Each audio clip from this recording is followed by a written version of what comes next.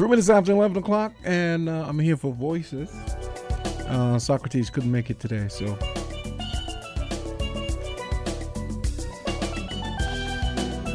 means that I'm gonna be holding it down for today's edition of Voices. It's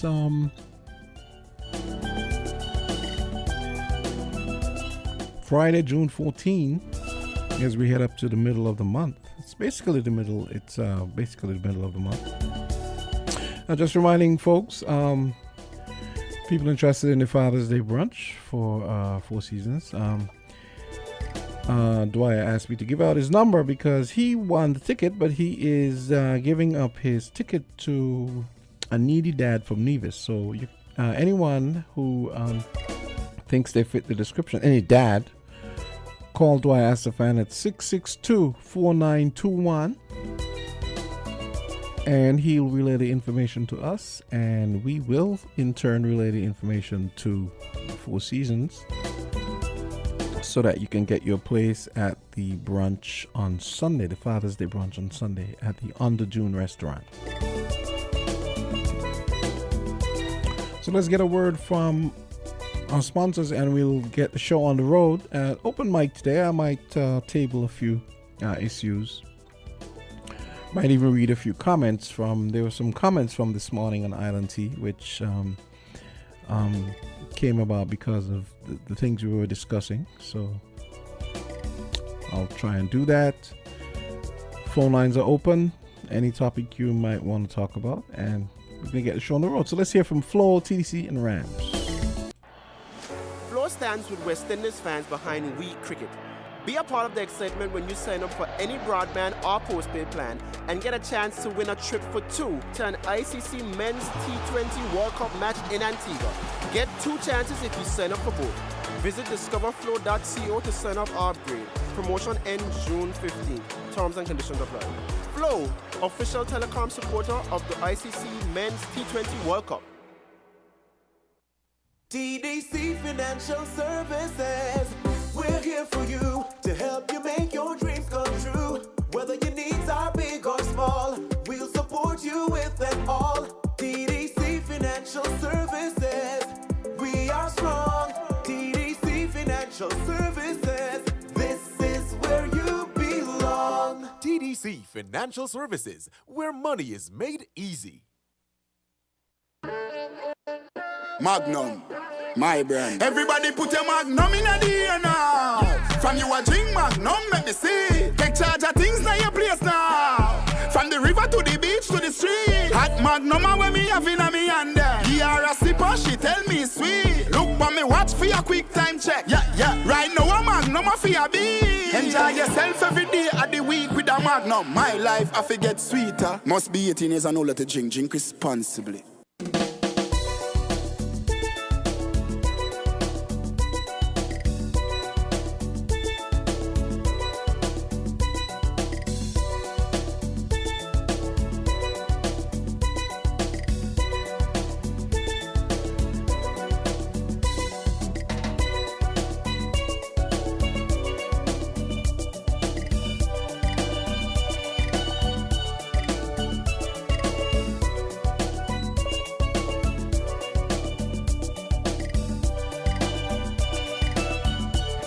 And I'm back on Voices.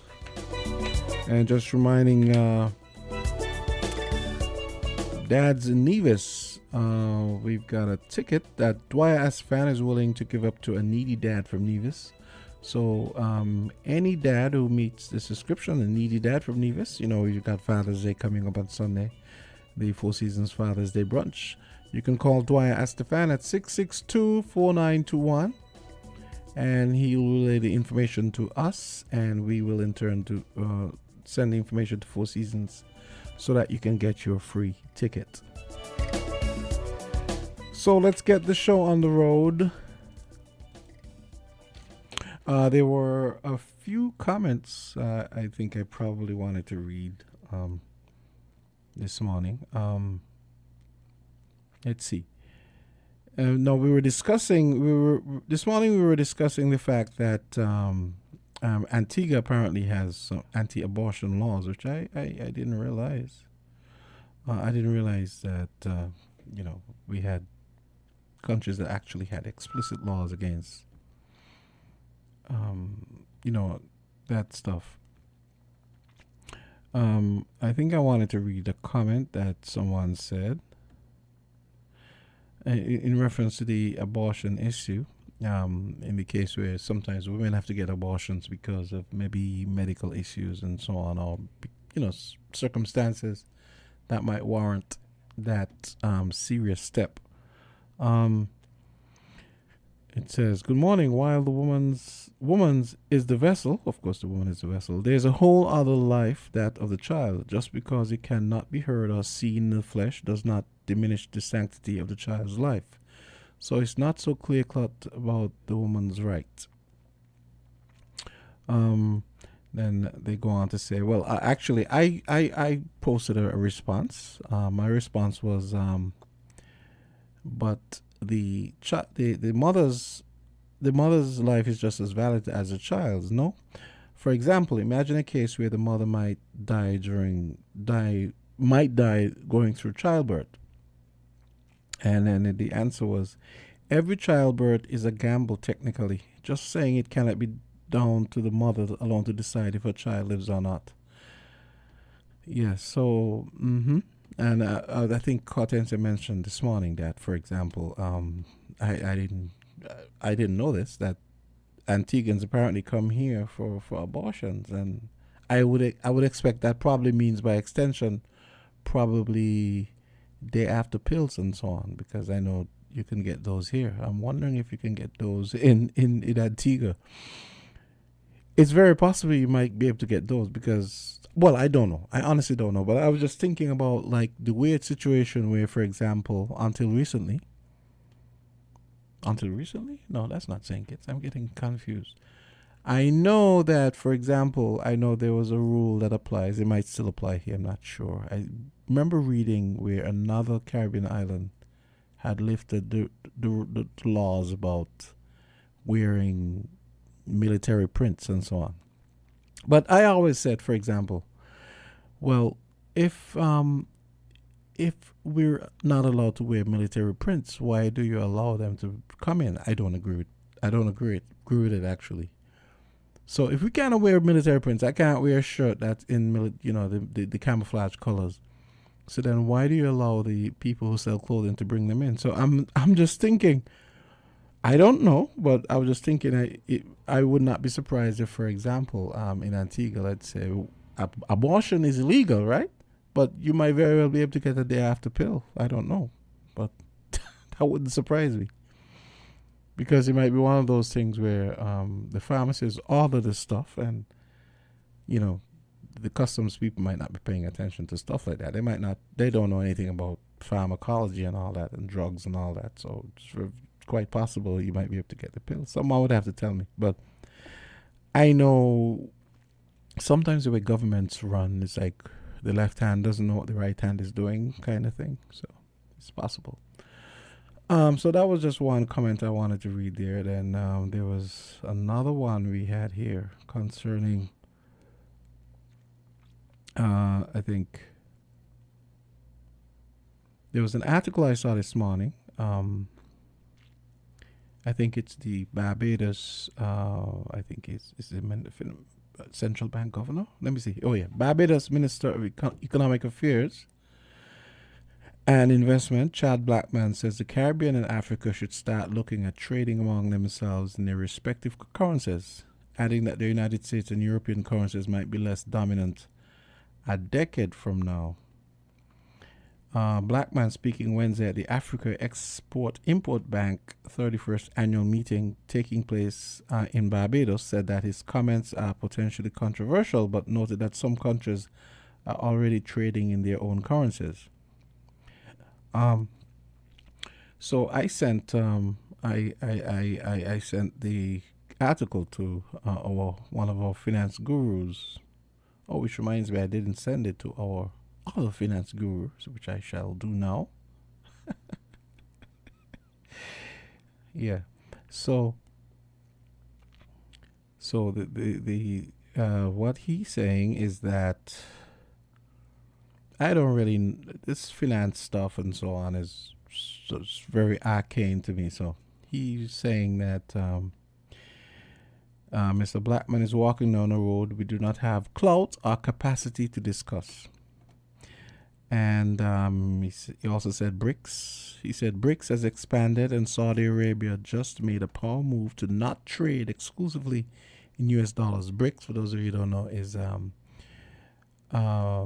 grouping of nations: Brazil, Russia, India. Who's the C again? BRICS. I forgot who's the C. Brazil, Russia, India, South Africa. I can't remember who the C is. Oh, China. Yeah, right. Yeah, China. Okay, China is the C. And but our little economies combined, the GDP is smaller than Apple and Microsoft. So we need to learn a child's place and stay out of certain conversations, especially considering how poor and fragile the banana economy is. I think he makes a good point, because here we have this guy from Barbados weighing in on that. I don't know how practical that is, because I remember asking someone else one time if countries like Saudi Arabia and so deciding to not use and Russia not use the U.S. currency as their main currency, if that could really tilt things away from the U.S. dollar. And many people told me that this is very difficult to do. So yeah. Okay, well, I'm not getting any calls. I don't know what you guys are up to. Maybe you guys are not interested in anything we're talking about. It's 11:15, so I think this is a good time to take a break and hear from our sponsors once again, and we'll come back and hopefully I'll hear from you. We're different. We're 98.9. 98.9. Win FM.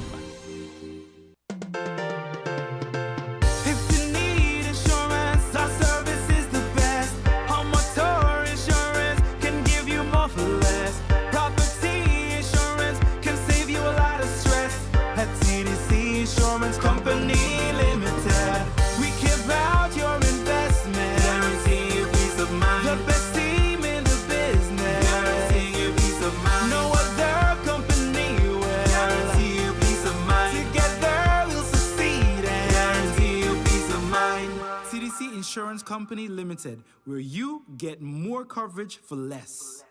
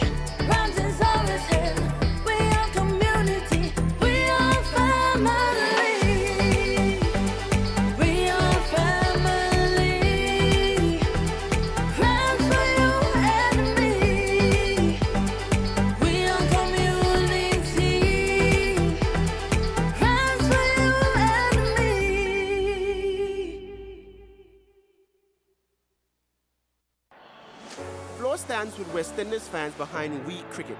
Be a part of the excitement when you sign up for any broadband or postpaid plan and get a chance to win a trip for two to an ICC Men's T20 World Cup match in Antigua. Get two chances if you sign up for both. Visit discoverflow.co to sign up or upgrade. Promotion ends June 15. Terms and conditions apply. Flow, official telecom supporter of the ICC Men's T20 World Cup.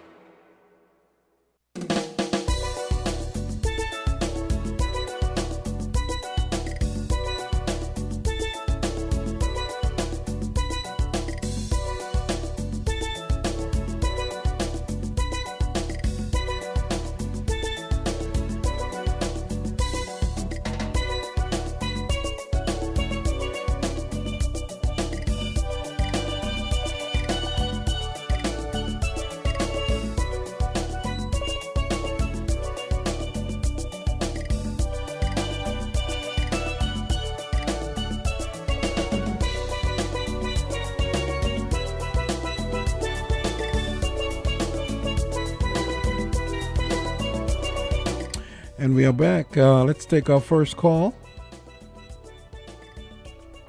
Hi, caller. Go right ahead. Hi, caller. Go right ahead. Okay, let's go on to the next. Caller, go right ahead. Good day, Trevor. Oh, God. Here we go. Hey, what's up? All right. All right. God, in Jesus' name, greetings in Jesus' name to you and to all who are listening. Now, what I call and what I will reiterate again from this morning, abortion that you just spoke about is murder according to the Bible. There is no reason whatsoever to have an abortion, or better and more accurately state, to murder anybody just because they're in the womb. You know, this question about having abortion, or better said, murdering a person in the womb because the woman's life is in danger.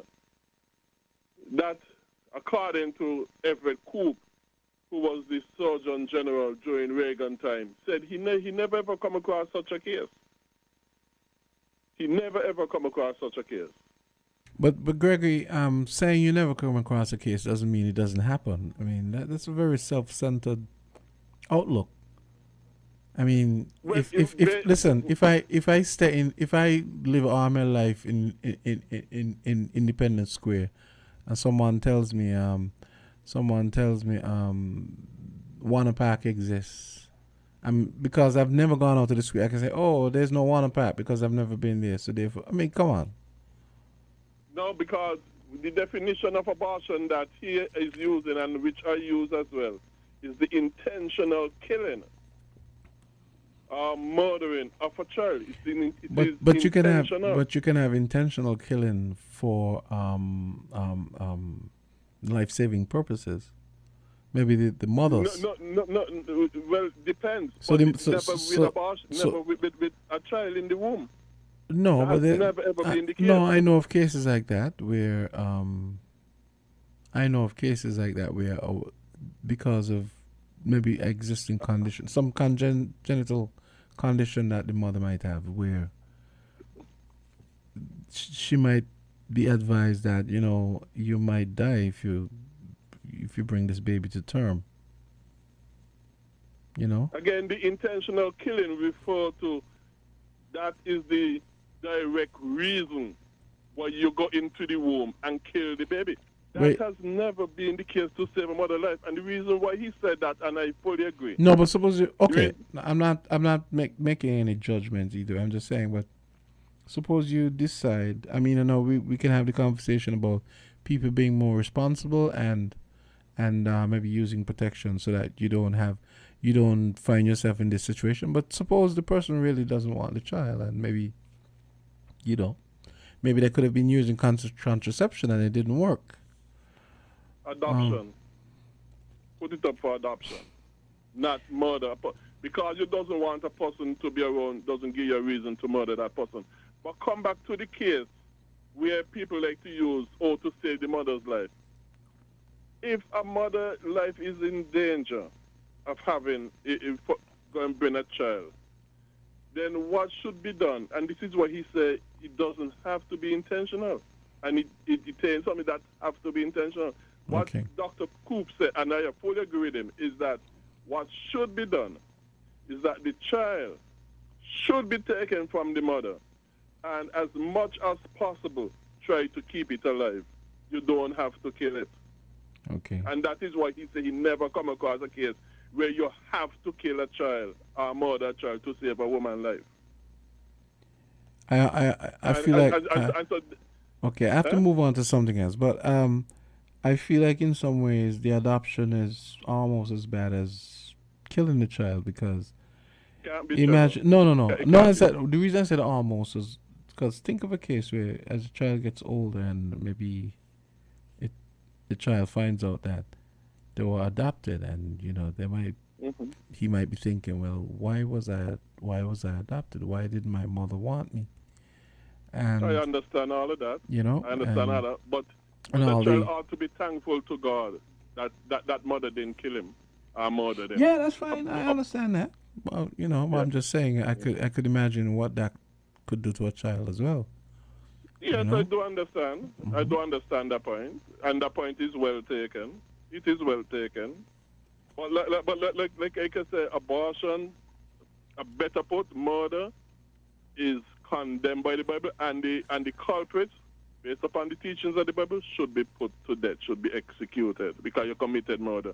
Okay. Even in the Bible, sudden accidental deaths where like for example, two men might be fighting and one caused a woman passed and one whatever happened caused the accidental death in the womb of a child. In the Bible, that person who caused it should be put to death. Just an accidental death, let alone something intentional. Come on, man.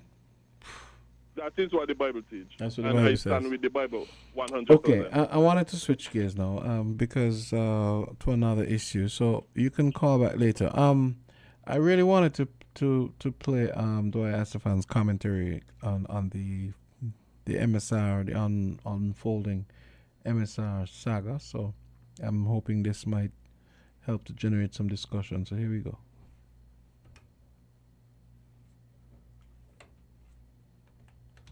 Okay, let me see. Okay, I don't understand what's going on here. My device here is doing some weird stuff, but let's go. Greetings. Okay. There's a lot of talk about the MSR lawsuits filed in the US and here in St. Kitts. Some people are saying that the lawsuits will jeopardize the Federation's main economic driver, the CBI, and threaten the existence of our critical institutions and our economy. To those who hold that opinion, let me say this. If the CBI program in St. Kitts Nevis is in jeopardy today, it's not because of those lawsuits. It is in jeopardy today, if it is, because of bad decision making over the years. I can talk about bad decisions going back to the 1980s, but there's no need to for the purposes of this discussion. But I will take you back to March 2006, when the International Narcotics Control Strategy Report of the US government stated that the CBI in St. Kitts Nevis was inadequately regulated, and that was a concern to the US. That's 2006. Then a few months later, a submission was made to the cabinet to establish the SIDF. And while I support a contribution option to the CBI, in addition to the then existing real estate option, I have to say that that particular submission was bad in a number of ways, not the least of which was that members of the cabinet, including myself, I had my views and I expressed them robustly, but I was part of that collective discussion and decision, a decision in which members of cabinet did the people of this country a huge disservice by abandoning our intellectual independence and our responsibilities as your representatives when we agreed to authorize the Minister of Finance to enter into an exclusive SIDF marketing agreement with a Swiss firm. That agreement to be on such terms, not as the cabinet would deem appropriate, but on such terms as the minister to whom all of this power was being given, on such terms as that minister would deem appropriate. We gave up power entrusted to us when we should not have done so. And up to today, 18 years later, neither members of successive cabinets nor you, the people of the country, have been kept informed as to the number of citizenships, the number of diplomatic passports granted under the CBI and otherwise, and other basic information. Successive ministries of finance in which all of this now was placed have not been forthcoming. Cabinets have not pressured sufficiently, and we the people have accepted it. We complain and mumble from time to time. In the cabinet, that 5-year worldwide exclusive, which we accepted, in my view was also very unfortunate. And we did not even demand one word of documentation that would persuade us with regard to the credentials and capabilities of the Swiss firm. Not saying anything negative about them, but insofar as proper, thorough, diligent processing of matters like this, nothing, we just yield up everything. We just went along blindly, thoughtlessly, irresponsibly, and I must say spinelessly, and successive cabinets have done nothing about it. They too are weak, and weakness and slackness can jeopardize a nation. Imagine us, members of cabinet, trying hard to get you, the people, to vote for us so that we could properly represent you. And when you vote for us and we get in, what do? We yield up the power and responsibility which you entrusted in us and put it all in the hands of one person, taking the decision-making power that you gave us to use for you out of our collective hands, especially in a matter as sensitive as this, and placing it all in the hands of one person. And despite the nice words in the submission and elsewhere, then and thereafter, about tightening up the due diligence processes in our CBI, both the SIDF side and the real estate side, bad actors kept popping up over the years. Some of the older heads among us will remember names: Tursunbayev, Ergen, Ogon Bambo, Nayebi, Hussein Paul, Fahasude, Arthur Porter, Theodora Obiang, and a number of others. Some of them got diplomatic passports. The USA, Canada, the UK, and the European Union started cautioning us, to little avail. In 2014, Canada couldn't take it anymore. They ended the visa waiver privilege which Kitishans and divisions had. So whereas we could fly to Canada without visas, they put an end to that. They couldn't take any more. A couple of the reasons for that were: one, a man named Mogadam, an Iranian gentleman who had gotten St. Kitts Nevis' passport under the CBI, and a diplomatic passport he presented to the immigration authorities at the airport in Toronto, saying he came to meet with their Prime Minister. And another issue for the Canadians and others was the removal of the place of birth field from our passports. Why was that done? In that same year, 2014, 10 years ago, the United States Treasury Department issued an advisory on us. Why did they do that? They did it because people who were on the list for terrorism and money laundering were holding St. Kitts Nevis CBI passports. You heard some of the names before. How did these people get through our screening process? We put our CBI program in jeopardy. 10 years have passed. Canada has not returned to the visa waiver situation. We have to get visas. 10 years have passed, and the U.S. Treasury Department advisory still stands. So this jeopardy story is a long-time story. Between 2015 and 2022, a large number of overseas people got involved in fake, illegal marriages with our citizens, and they were granted citizenship. The most notorious of them was a Nigerian fraudster who carries the nickname of Hush Puppy. As far as I'm aware, not one of those people involved in those fake marriages has been prosecuted. Do you believe that problems caused in North America and Europe by some of these same persons who got St. Kitts Nevis passports via fake marriages may be a contributing factor to the difficulties that we have been enduring, contributing to the alleged jeopardy? If so, who's to be blamed for that? But it's not only them. Recently, we've been hearing names of Chinese persons carrying our passports, facing criminal charges in the US and Europe and even in Singapore. What happened to our due diligence process between 2015 and 2022? Was our CBI program and the rest of the country put in greater jeopardy over those years? We've also heard about and seen sales promotions in the outside world for discounted prices for some of our CBI products, advertising discounts for products that by law have a minimum price. Some people were saying that minimum price set by law was just a guideline. How could that be a guideline? That's the law. not a bargaining reference point. Meanwhile, increasingly loud sounds of concern and discomfort from the European Union and talk about ending our visa waiver privilege into the European Union. Much of the concern was and is related to underpricing, lack of proper due diligence, accountability, and so. And the threat level for the European Union to end the visa waiver for us has, for these and other reasons, been high for several years, which means that if you take the argument that our CBI is in jeopardy, it has been in jeopardy for years. It's not the MSR lawsuits that did that.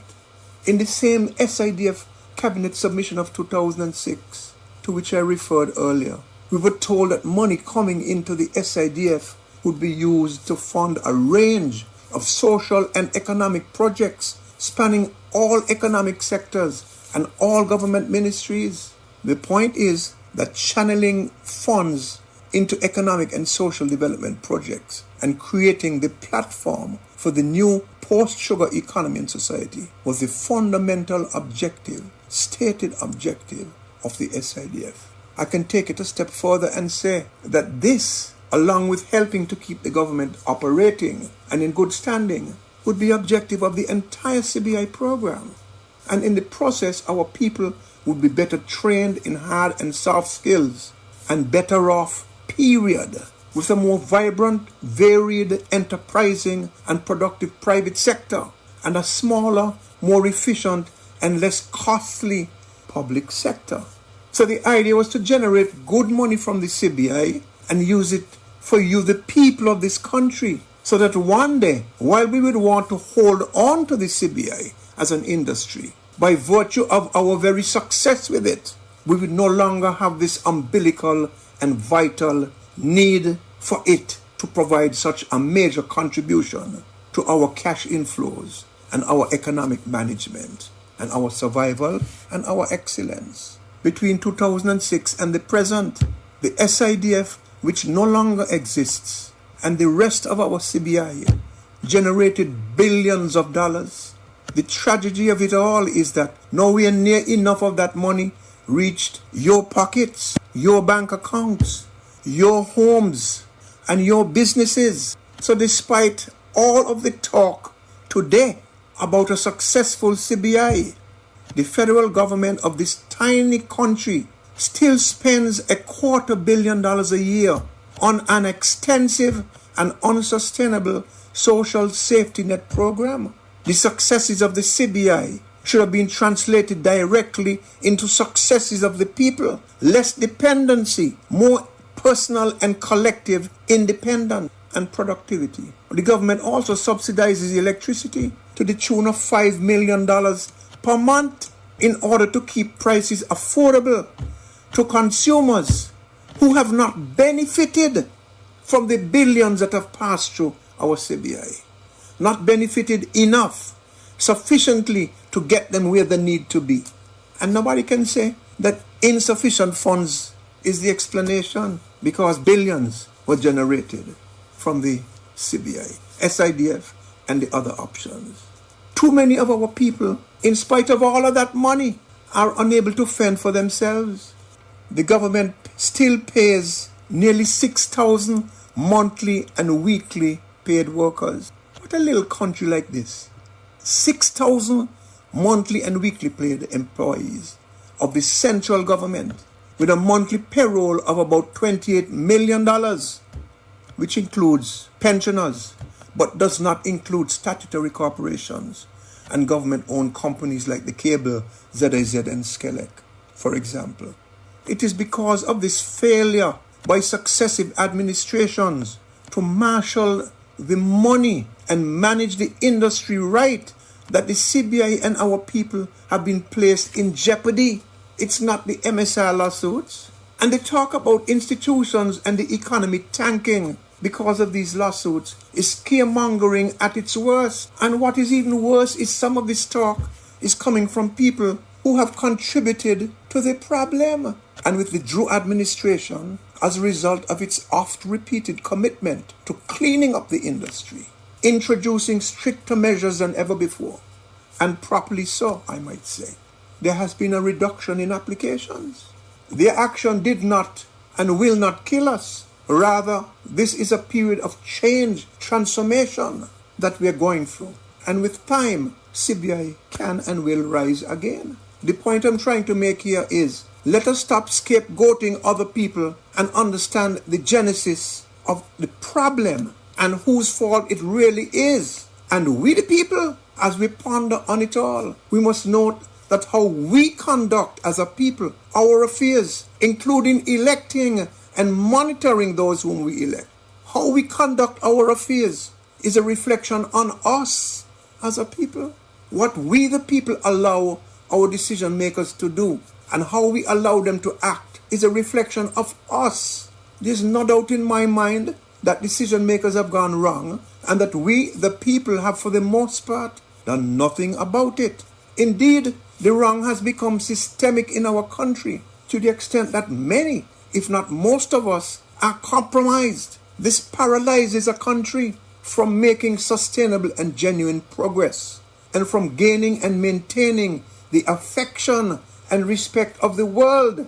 Look at little Singapore, the size of St. Lucia, one of the most respected countries on the planet. And this attitude by us of not shaking up our leaders and insisting on higher standards has been a major stumbling block to the progress of our country and to our own dignity and patrimony.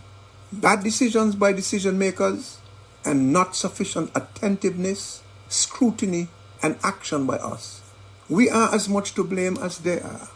So what is happening now had to happen sooner or later. We are going through a cleansing, a purgatory, a transformation. And we have nobody to blame but ourselves and our decision makers. So don't excite and don't incite.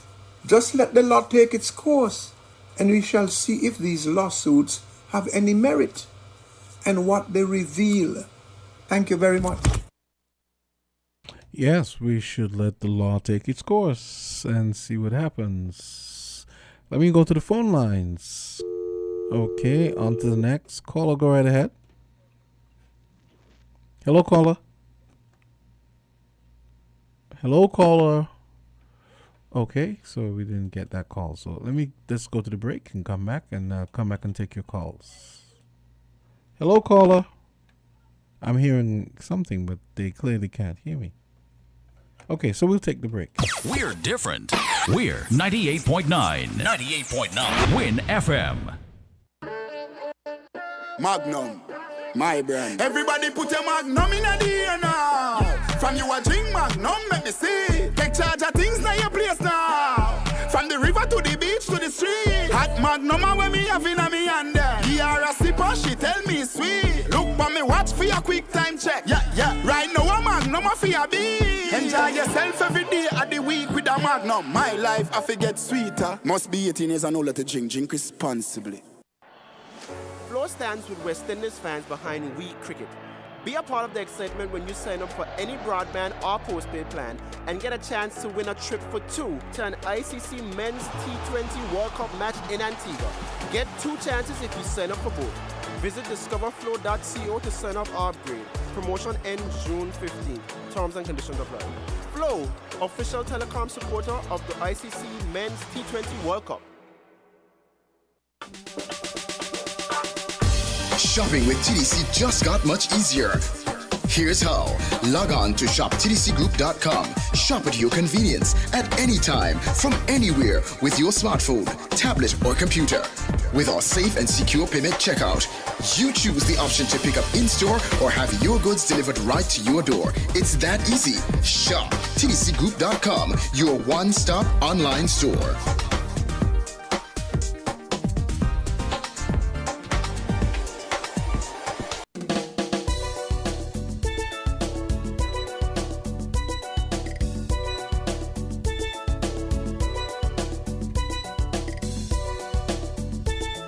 It's 11:43 and we're back, and I'll be thrilled to take your calls. We had a few calls just before the break, but there was one call. I don't know if there's something going on with the phones. maybe there's something going on that person's end. I was hearing the person, but they clearly weren't hearing me.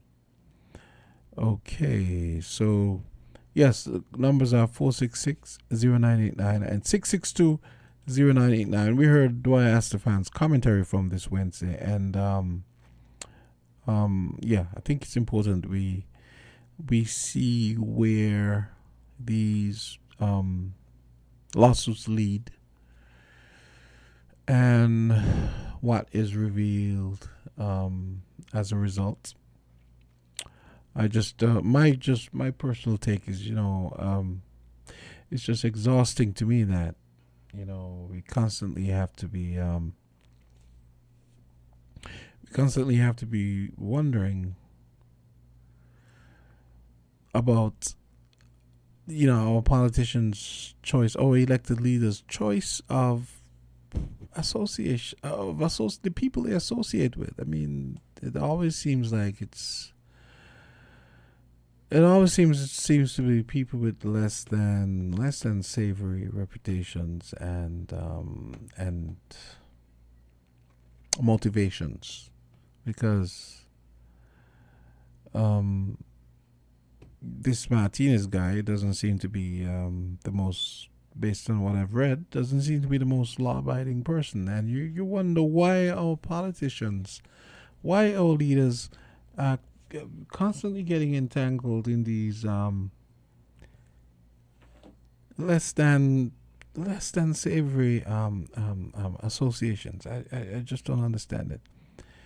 And a few weeks ago, I spoke about, I suggested that everyone look up the word grifter. And I'm still going to leave it there. If you look up the word grifter, you'll understand why all of this happens. Because there are grifters on both sides. On both our side and on the other side, of those people, carpetbaggers, want to come down here and make money off of us. And we have our politicians being more than happy to accommodate them because it helps them. I'll leave it there. Voices, you're on here. Trevor? Mm-hmm. Yes, I didn't hear nobody calling, so I just decided to let me call concerning this issue that you have. But first, I'm going to say something to dovetail into the issue that you're speaking. Could we leave God out of it, please? Then we won't know the truth. No. We will be going down the wrong road. No. Because you keep listen. You keep saying this stuff, and no one is listening to you. So there's no point. Let's just be. No, I understand. It probably is the truth, but I really don't think just bringing it up every minute, every opportunity is really helping right now. Let's just be practical.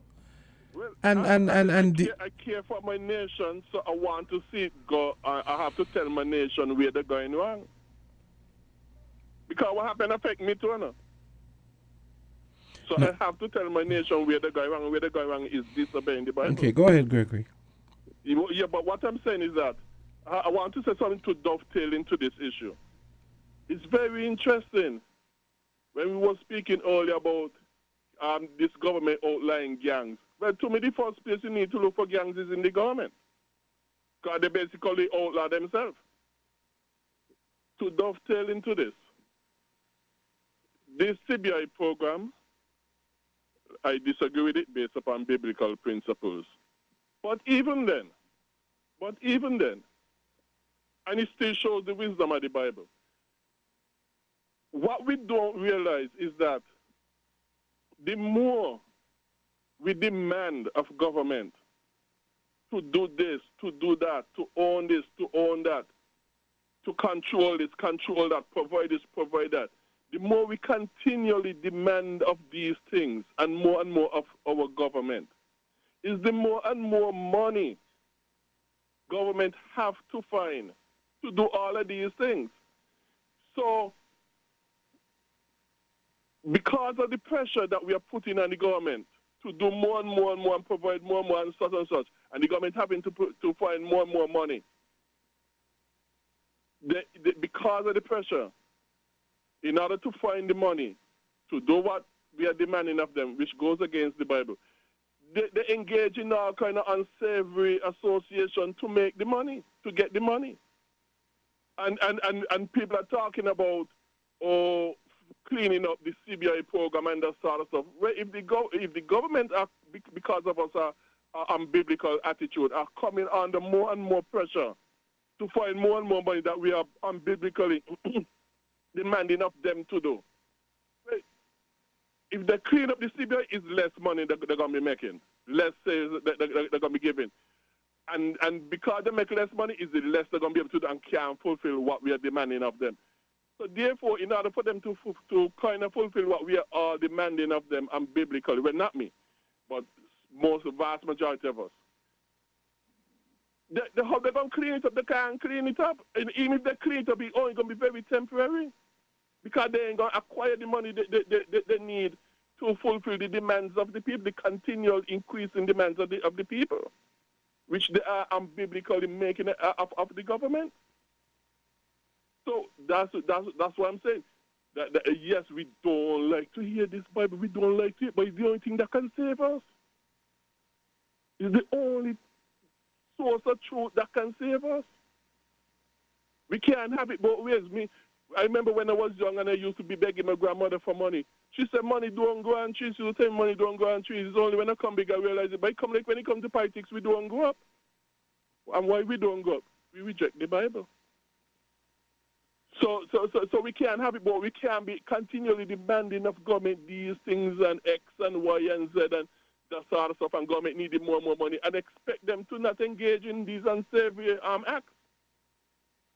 Because that's how they get the money. But, and also taxing us sooner or later, so increasing the taxes and us sooner or later. But in the meantime, this is what they're going to be engaging in to acquire the money, to fulfill our demands. Well, not mine, but the demands of most people in the country.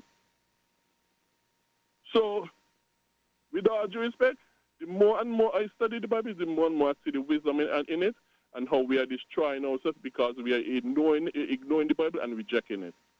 Thank you, Trevor. Okay. Thank you. All right. So,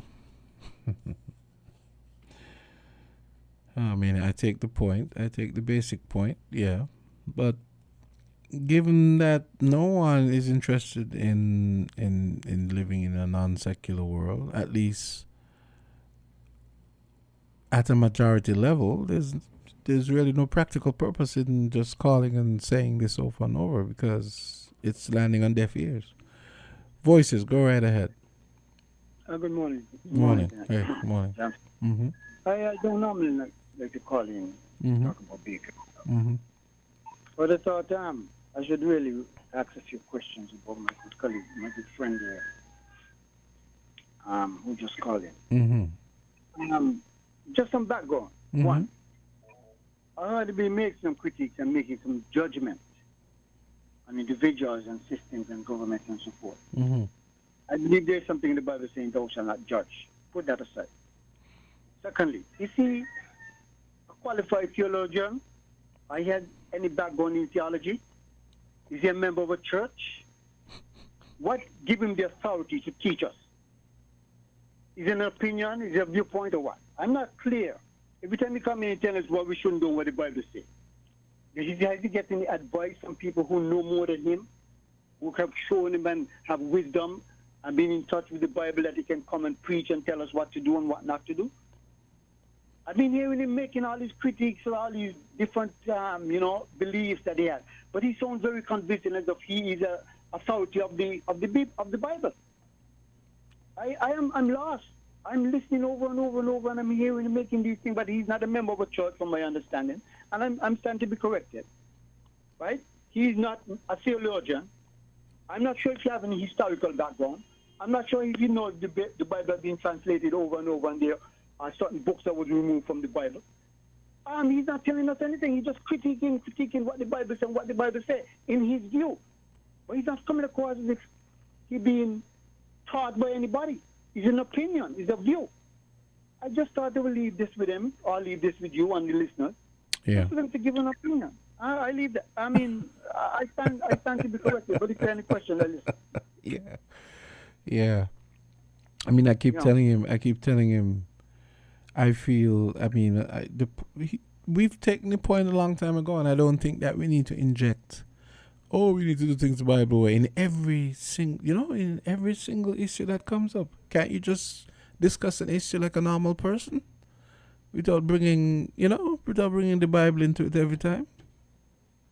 I mean, nothing wrong with bringing the Bible. But No, I know, but I mean every single thing, because just no one is. It's gotten to the point where I think people are tuning him out. People take the point, like you just said. You take the point, I take the point, but not every. You can't. Meaning if you're gonna call, okay, we know it's you. We take the point that we need to do things the Bible way, but just.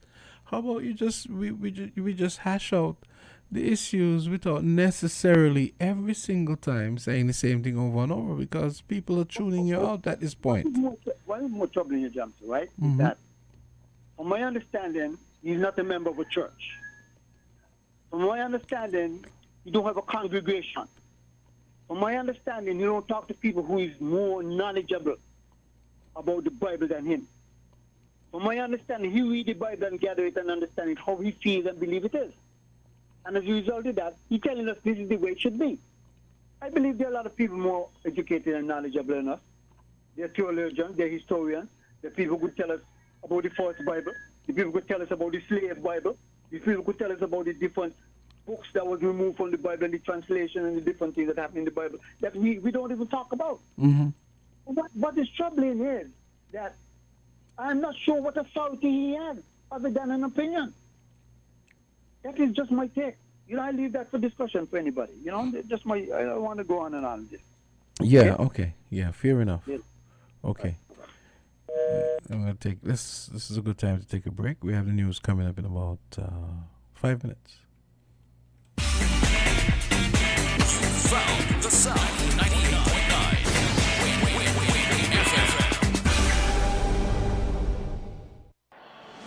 Floor stands with West Indies fans behind We Cricket. Be a part of the excitement when you sign up for any broadband or postpaid plan and get a chance to win a trip for two to an ICC Men's T20 World Cup match in Antigua. Get 2 chances if you sign up for both. Visit discoverflow.co to sign up or upgrade. Promotion ends June 15th. Terms and conditions apply. Flow, official telecom supporter of the ICC Men's T20 World Cup. All fathers are special, and at TDC Home and Building Depot, we know this is a fact. From June 8th through to the 29th, enjoy 20% savings on appliances, electronics, furniture, hand and power tools, housewares, and lawn and gardening supplies, and show him just how much he means to you. Still not sure what to get? Gift him with a TDC gift card and let him choose exactly what he wants. Go to the store where every father shops, the TDC Home and Building Depot. Terms and conditions apply. See stores for details. No, if you don't know them, daddy, thank God, me know mine, and him take care of me. Daddy, I'm a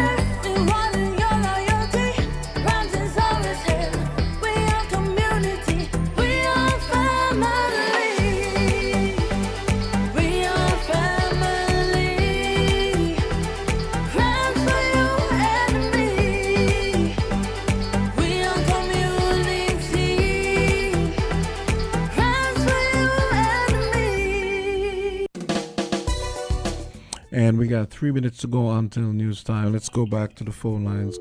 On to the next caller. Let's caller. What time it is? What was It's, you have a minute. Go ahead. 1 minute. Mm-hmm. Okay. What we're going to do in the minute is, when is the Saturday? The 16th?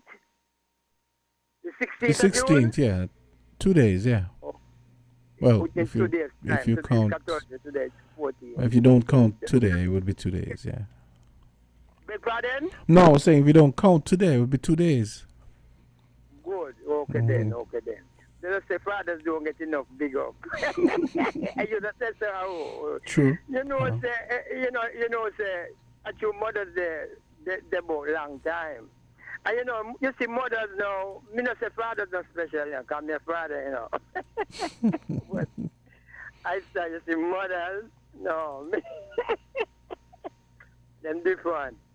And okay, so and the 16th happened to be the Earth Day of the first Rastafari in the West. His name is Leonard P. Howell. He created a community name is Pinnacle, and just above Spanish Town on top of a hill. Well established. It was so established that the system, they were so self-sufficient. They used to grow their own food. They had their own, it was well set. And it was so independent and self-sufficient that Babylon sees it as a threat and got it and brutalized. And these were some races, listen to me now. These were some races who didn't even used to carry locks. They just had the consciousness that Rastafari is the liberty for black people. Leonard P. Howell, the 16th of June is his birthday. So we give thanks that even the International Father's Day. It is observed internationally Father's Day. I'm not really. I think so, yeah. What Except, about Mother's Day? well, Mother's Day. The funny thing is, I only found out this year. I don't know how I never knew that before. That Mother's Day in the UK is a different date. It's in March or something, or February. We observe it. Well, I guess it would be so well, we do it. Wait, no, yeah, it's earlier in the UK. A different date, completely different date, and I didn't notice. I somehow. I heard about that. Just because they observe Black Story over there in a different month. Yeah. In October. But I don't. I don't know about. I don't know if it's the same with Father's Day in the UK. Right. I'd have to. Maybe I should look that up because. Father, you don't know the balance, the balance. Me hear Greg, this Bible man. Me hear him talk something this morning about relationship, and he say he used the term man and man relationship. Ain't brother, nobody with them thing there, no brother. Yes, I was wondering what he meant. I was wondering what he meant by that. That was a little. You noted? I heard it. It was a little confusing. Man and man relationship. No, the relationship is man and a man. Mm-hmm. And that is why we say that this thing what they call marriage, this something what they bring in just the other day about marriage. So that it's an abomination. It's not the way to go. Marriage is sex.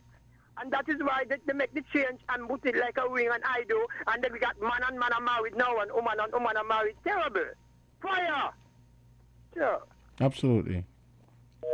Okay, we're going to continue a bit. The headlines isn't quite ready yet, so if anyone wants to give me a call, not Gregory at this point, Gregory, I want to hear the others. I'm not going to have the back and forth and all that.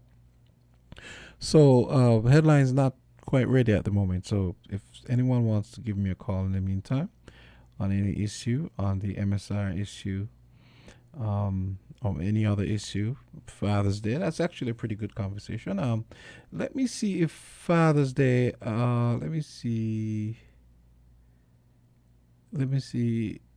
if it's celebrated in the UK on the same date, because I was very surprised to find out that they celebrated Mother's Day on a different day in the UK.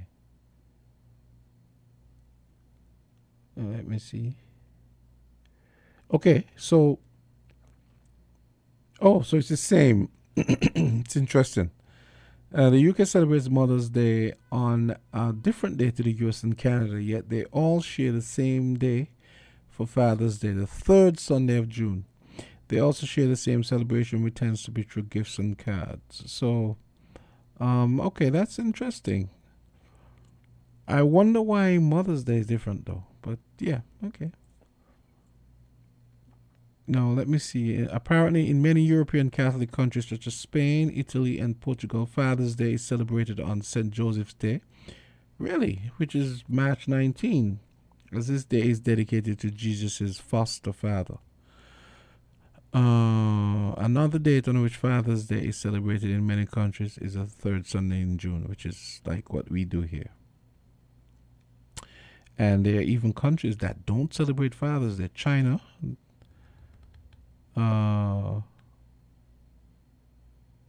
Yes, in China they do not celebrate Father's Day. So that's the only country that's listed here as not celebrating Father's Day. Now here's the explanation for why Mother's Day is different in the UK and the US. It was US troops who brought the American idea of Mother's Day over to the UK during the Second World War, and its influence gradually morphed with the UK's traditional Mothering Sunday festival. But we've retained the church-related date, while the US still marks the occasion on the day Anna Jarvis set aside in May. So it's pretty interesting. Yes, okay. So once again, Father's Day is pretty much the same. It's not celebrated in China, but Mother's Day is different in the UK and over here, where we tend to do what the US does. So just to let the listeners know, as I await the headlines, Dwyer Astafan actually won the last ticket, but he is prepared to give it away to a needy dad from Nevis who can call Dwyer at 662-4921. Call Dwyer Astafan at 662-4921 if you're a needy dad in Nevis, and you can win yourself the ticket for the Four Seasons Father's Day brunch on Sunday. Dwyer will then contact us, and we will send the information to Four Seasons in Nevis and hook up that lucky dad from Nevis. Call, go right ahead. Okay, on to the next. Call, go right ahead. Greetings. You're not taking news, man. No, it's not. Something. Yeah, it's not quite ready. Yeah. Okay, I remember something. There was a item on another radio station, right? Mm-hmm. And there was the news item. One of the journalists was commenting on the sound that Mr. Astafan made in his commentary concerning the CBI purse. Mm-hmm. And the journalist, I think it was he was saying he was using the figure millions, but Dwyer twice in his commentary said billions.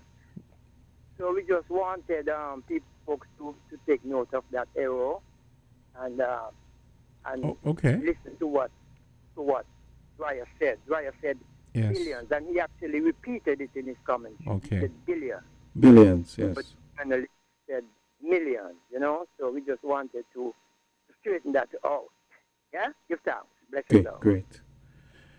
Okay. So once again, a lucky needy dad from Nevis can call Dwyer Astafan at 662-4921, and you can get the ticket that he won this morning during the Four Seasons on the June Father's Day brunch giveaway. And he will arrange to have us have that ticket made available to that Nevision needy dad. So Dwyer Astafan's number is 662-4921. Give him a call. Okay, and if you want to make reservations for that thing, it's 469 for the Father's Day brunch, 469-1111. All right. So as I await the headline news, that's going to be coming soon. I'm willing to take your calls. So in the meantime, you can bring me your calls. There was something I was I'll probably play that when I come back. There were a few other things that I wanted to look at. someone sent me, actually, yeah, Eli sent me a video with, boy, this is crazy. A dispute between some neighbors in Florida yesterday, and I was looking at the video just now, and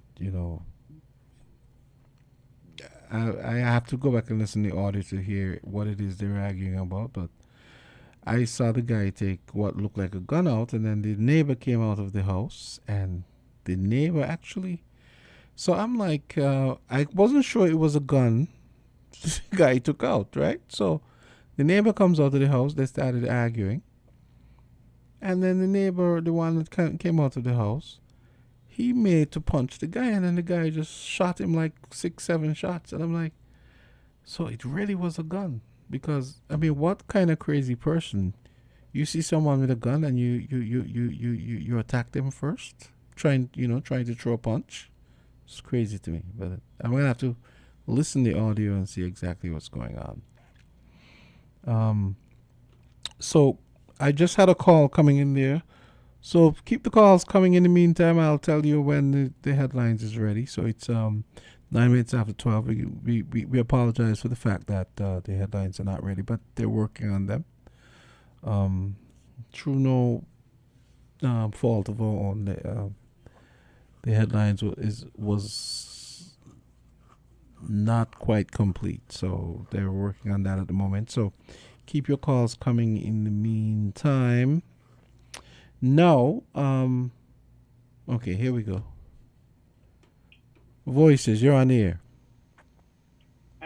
Bonus. Mm-hmm. News break bonus. Mm-hmm. I tuned in late, Jamsel. Mm-hmm. Good afternoon. I tuned in late. Just in time to hear, I think it was your second to last caller. Yeah. Made his comment. Mm-hmm. And I agree with him, even though Greg has his right to say what he has to say. I don't think the man was saying that Greg didn't have his right. Mm-hmm. Okay, headlines is ready. Headlines is ready. Yeah. So I will call in after. You can call back, yeah. Note. Okay, great. Okay, 10 minutes after 12. Once again, we apologize for the late start, but here comes your headline news. You found the sound. 98.9. Win FM. We now bring you the headline news. The headline news is brought to you by Caribbean Alliance, The Grange, and Carib Brewery.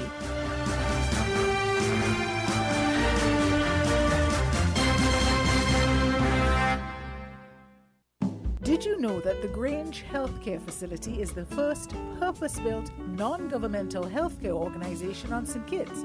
It's situated at Otley's, 7 miles east of Basseterre in beautifully landscaped surroundings. The Grange has a team of highly trained professionals and provides care that's rated as being comparable with UK and North American standards. The Grange offers varied accommodations to suit your individual needs, and our all-inclusive packages make the cost of care per hour the most competitive on the island. Services include convalescent care for all ages, daycare facilities for older adults, rehabilitation services, and training and continuing education for healthcare providers. For more information, call 466-5525 or 465-8020. Fax 466-8221 or email thegrangehealth@gmail.com or visit our website at www.grangehealthcarefacility.com. Maybe it's the way the brilliant gold liquid reflects our sunshine, or how the bright blue of its label mirrors the clear Caribbean skies overhead. Maybe it's the fresh, crisp taste of this beastly cold beer on a scorching hot day. Maybe it's even the way it brings us all together. But one thing is for sure, Carib is very much a part of who we are wherever we're from in the Caribbean. Carib, it's the way we play. Drink responsibly. When it comes to the important things in life, your health, your education, your choice of a life partner, and of course your insurance provider, Only the best will do. Caribbean Alliance Insurance is the only insurance company in the Eastern Caribbean with an A excellent rating. We have a robust 3-tier reinsurance strategy that protects our policyholders from multiple catastrophes, even if they occur in quick succession. We spread our risks over 18 territories, ensuring minimal impact to individual territories when a disaster strikes. We provide an excellent claims experience. Claim settlement is usually between 24 to 48 hours. Our A excellent rating means that you are more secure with us. Contact us for motor, property, marine, public liability, employer's liability, and other policies. Delisle Walwyn, people you can trust. Local agent for Caribbean Alliance Insurance. Tomorrow secured. With the WINNFM Midday News, I am Kevon Brown. And I am Yulana Weeks. Our top stories. Social Development PS shares lessons learned from PAP and build-out of LIFT. The St. Kitts Music Festival Committee hosts cocktail to show appreciation to sponsors. Russia says no need for U.S. to be concerned about warships in Cuba. Constitutional Reform Committee recommends no impeachment process in reformed constitution in Jamaica. Internationally, the United Nations Security Council demands end to Sudan's city siege. Now the details.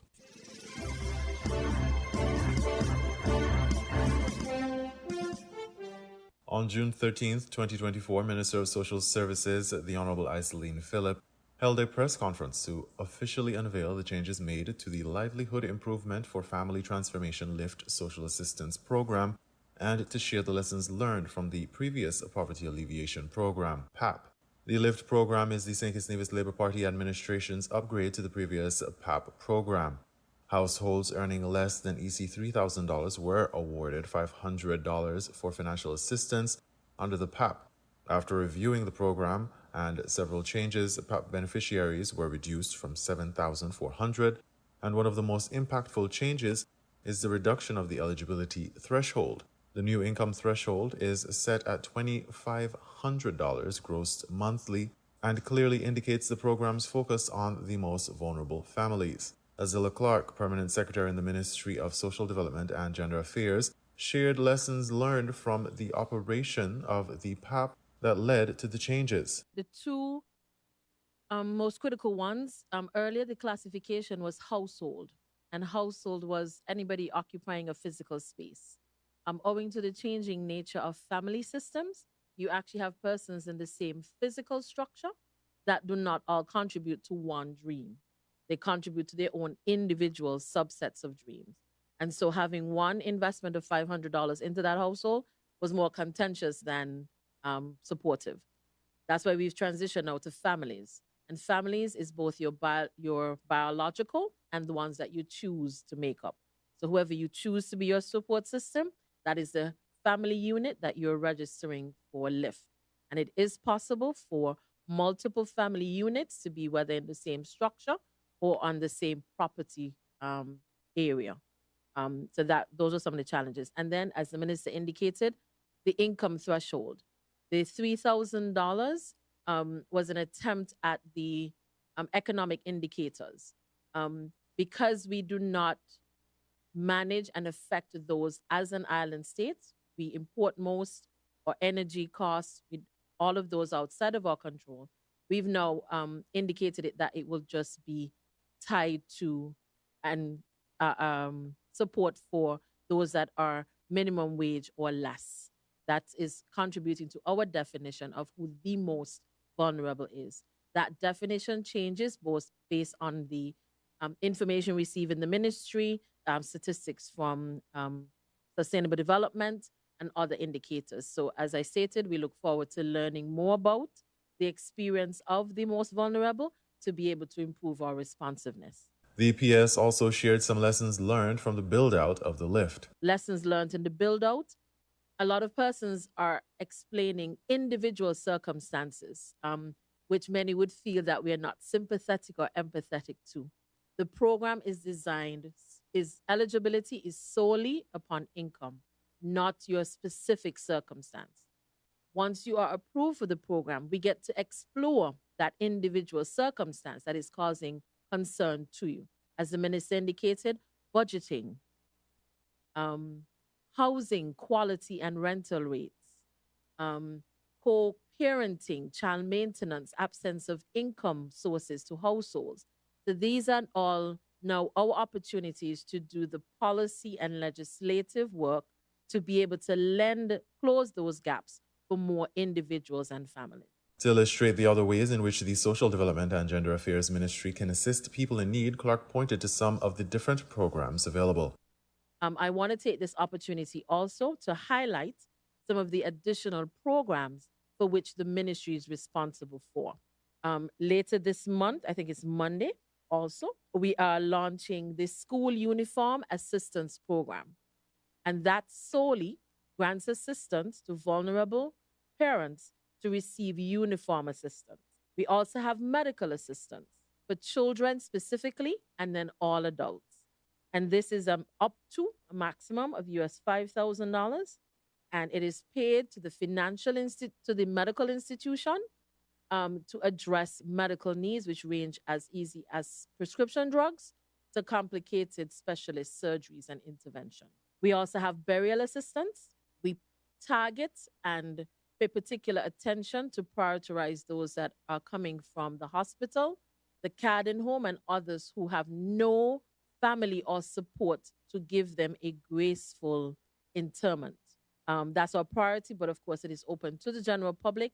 If you have a person, because many of us also do not have death insurance, burial assistance, so we need to think about these things as we age, because the cost of a burial is increases, as does everything else in the society. We have shelter services. This again is specific for victims and survivors of domestic violence. If you are a victim of domestic violence and you do not have a place to go with yourself and or your children, you can make contact to the ministry to be provided safe shelter at some approved shelters we have relationships with. And that gives you the safe space to receive the services, to not only heal physically, but be able to restore yourselves to take up your life independently. And this service, all of them can be added on to. So it's not to say you get one or the other. It is only Lyft where you are not able to be on our food voucher assistance and be on Lyft. That's the only exception. But all other services you get depending on your eligibility for those. And as stated, for Lyft, you cannot be a recipient of our food voucher assistance program and there. And our food voucher assistance is ranges based on the size of your family. It is redeemable at participating supermarkets. So no, you do not get cash again to go to the supermarket, but the vendors will know. Lyft, as the name suggests, aims to lift families earning under the new threshold out of poverty. Beneficiaries will participate in case management and receive benefits for 9 to 24 months. After this period, an evaluation will be conducted to determine the best course of action in transitioning off the program, demonstrating the program's commitment to breaking the cycle of dependency.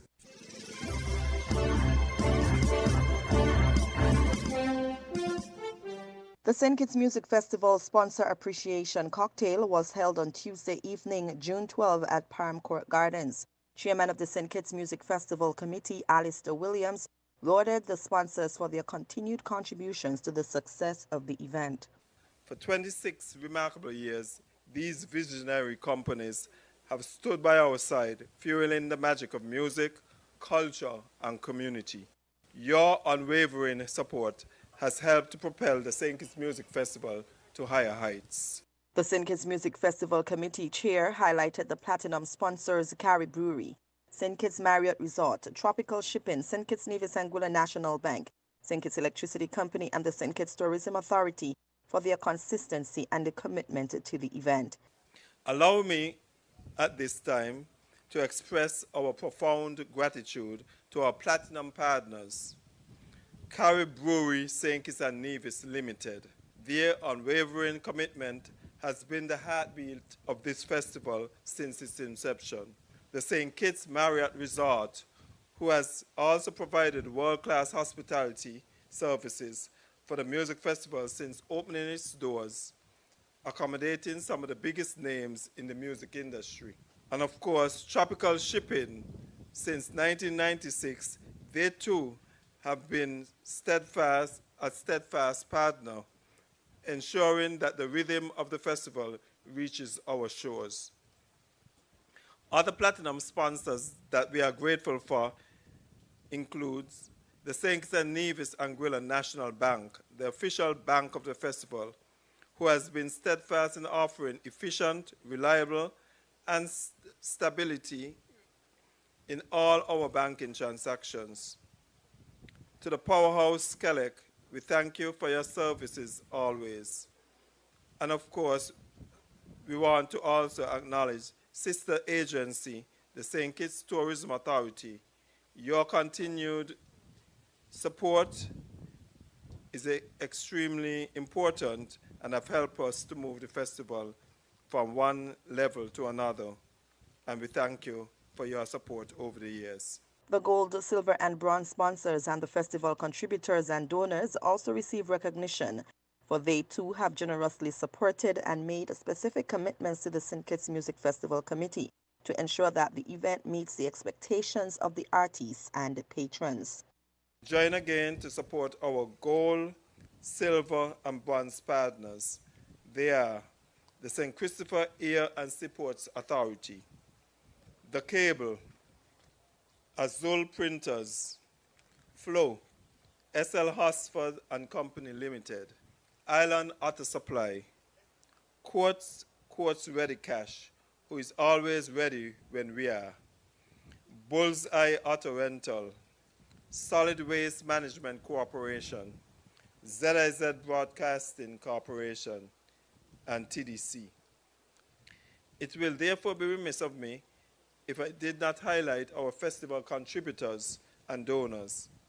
They include Sol East Limited, Palm Beach Media, St. Kitts Nevis Lottery, Poinciana Restaurant, Reggae Beach, Domino's, CNC, Barry's, Shiggity Shack, KFC, Palm Court Gardener Restaurant, Spice Mill, Amory Enterprises, Social Security Board, Island Flavors, Jamrock, Sparrow Foods, Nelson Springs Bottling Company, Win FM, Von Radio, Boozies, Royal St. Kitts Hotel, and Sugar City FM.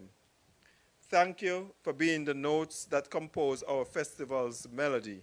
Williams shared the beauty of the event. That's artists, sponsors, and patrons all coming together to create a legacy. As we embark on this year's musical journey, the excitement is palpable. Social media buzzes with anticipation, and fans eagerly await performances of legendary artists and all other exciting fringe activities planned for your enjoyment. Cheers to the St. Kitts Music Festival, where music meets paradise. So let us toast to the power of music, the spirit of camaraderie, and the legacy we create together. May this 26th St. Kitts Music Festival be a symphony of joy, a crescendo of unity, and a testament to the magic that happens when sponsors and artists harmonize.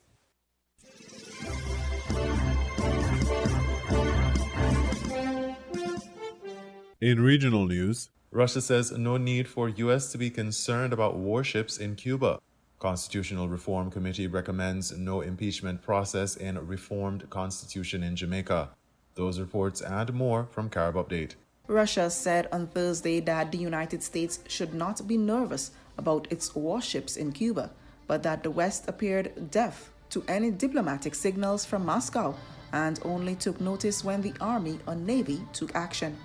A Russian Navy frigate and a nuclear-powered submarine churned into Havana Harbor on Wednesday, a stopover the U.S. and Cuba said posed no threat, but which was widely seen as a Russian show of force as tensions rise over the Ukraine war.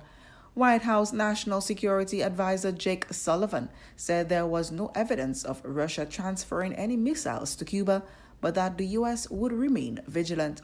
When asked about purported nervousness in Washington over the fear that Russia could transfer military personnel to Cuba or even create a military base on the island, Kremlin spokesman Dmitry Peskov said such exercises were common practice. The Admiral Gushov frigate and the nuclear-powered submarine Kazan, half submerged with its crew on deck, sailed to Cuba on Wednesday after conducting high-precision missile weapons training in the Atlantic Ocean. Cuba's foreign ministry said the vessels carried no nuclear weapons, an assertion echoed by U.S. officials. When asked what signal Moscow was sending, Russian Foreign Ministry spokeswoman Maria Zakharova said that the West never appeared to take notice when Russia sent signals through diplomatic channels. It was the second day of the Afro-Caribbean Trade and Investment Forum in the Bahamas, put on by Afreximbank. A number of Caribbean leaders, including Guyana's President Irfan Ali, spoke at the forum Thursday. Former Jamaica Prime Minister P.J. Patterson was among those sharing at various panels. Grenada's Attorney General Claudette Joseph has called a registered non-profit organization there a potential corrupt enterprise that entangled the former cabinet during the reign of the Keith Mitchell administration. Joseph said in St. George's this week that investigations are continuing into the operations of the NGO known as Faith that had close ties with the former education minister, Emmeline Peer. The organization had received an untendered $1 million contract to clean schools during the COVID period. People registered as officers of the organization all came from the constituency of Peer, including in at least one instance a worker in her office. Joseph said this week that the files on the organization have not been closed. A widespread power outage hit Puerto Rico on Wednesday night, leaving more than 340,000 customers without electricity after two of the U.S. territory's power plants shut down. The capital of San Juan was left without power, as well as neighboring municipalities including Bioman-Cargas and Carolina. Luma Energy, which operates transmission and distribution for Puerto Rico's Power Authority, said on X that the outage was tied to an issue with the power plant's transmission lines. It provided a statement to the Associated Press saying it was investigating the outage that coincided with the shutdown of units operated by General PR, which operates and maintains state power generation units. Governor Pedro Pelosi condemned the outage and said he was demanding answers and solutions from Luma and General PR. And these have been. The Jamaica government says most of the Haitian migrants who arrived on the island illegally since July last year have been returned to their homeland. National Security Minister Dr. Horace Chan disclosed that the Jamaican government is developing a temporary humanitarian stay option for Haitian nationals already in Jamaica. The Jamaican government has faced heavy criticisms from human rights groups Stand Up for Jamaica and Freedom Imaginaries over its rapid repatriation policy for Haitian migrants fleeing the violence.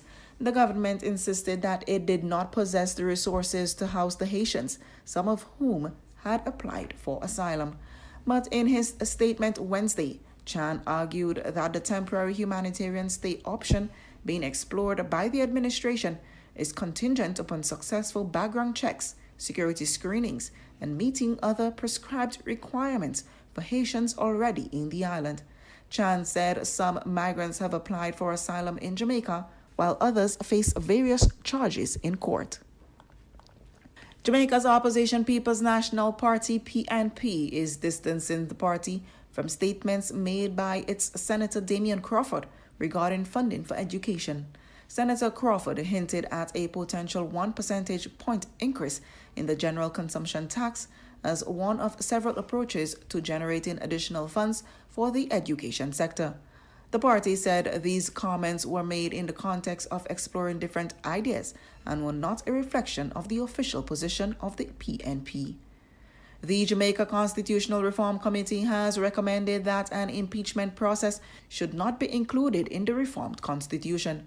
Impeachment has to do with bringing charges against the government official for wrongdoing. Speaking Tuesday during the sectoral debate, Minister of Legal and Constitutional Affairs Marlene Malo-Hufort said the decision to exclude this provision came after lengthy deliberations. She said if the matter being investigated involves allegations of a crime, normal criminal proceedings would take place. Malahu Fort, who is co-chair of the CRC, said that in her report to Cabinet and Prime Minister Andrew Holness, she advised that parliamentarians would have to look at how they hold themselves to account in a better way. But Principal Director of National Integrity Action, Daniel Archer, believes impeachment legislation must become a reality in Jamaica, dismissing the fear of possible political manipulation in the process. In a statement on the weekend, Archer reminded the government of its promise regarding impeachment legislation. In Guyana, prominent attorney and former chairman of the Alliance for Change, Nigel Hughes, and opposition members of Parliament Sherrod Duncan and David Patterson will contest for the leader of the Alliance for Change. The AFC is regarded as the third force in Guyana's politics, behind that of two major parties. It was part of the ruling coalition under President David Granger. The three names emerged following nominations day ahead of the June 29 National Conference of the party. Duncan is the current General Secretary of the AFC, while Patterson, who also sits on the executive, is a former General Secretary. Nigel Hughes once served as the party's chairman.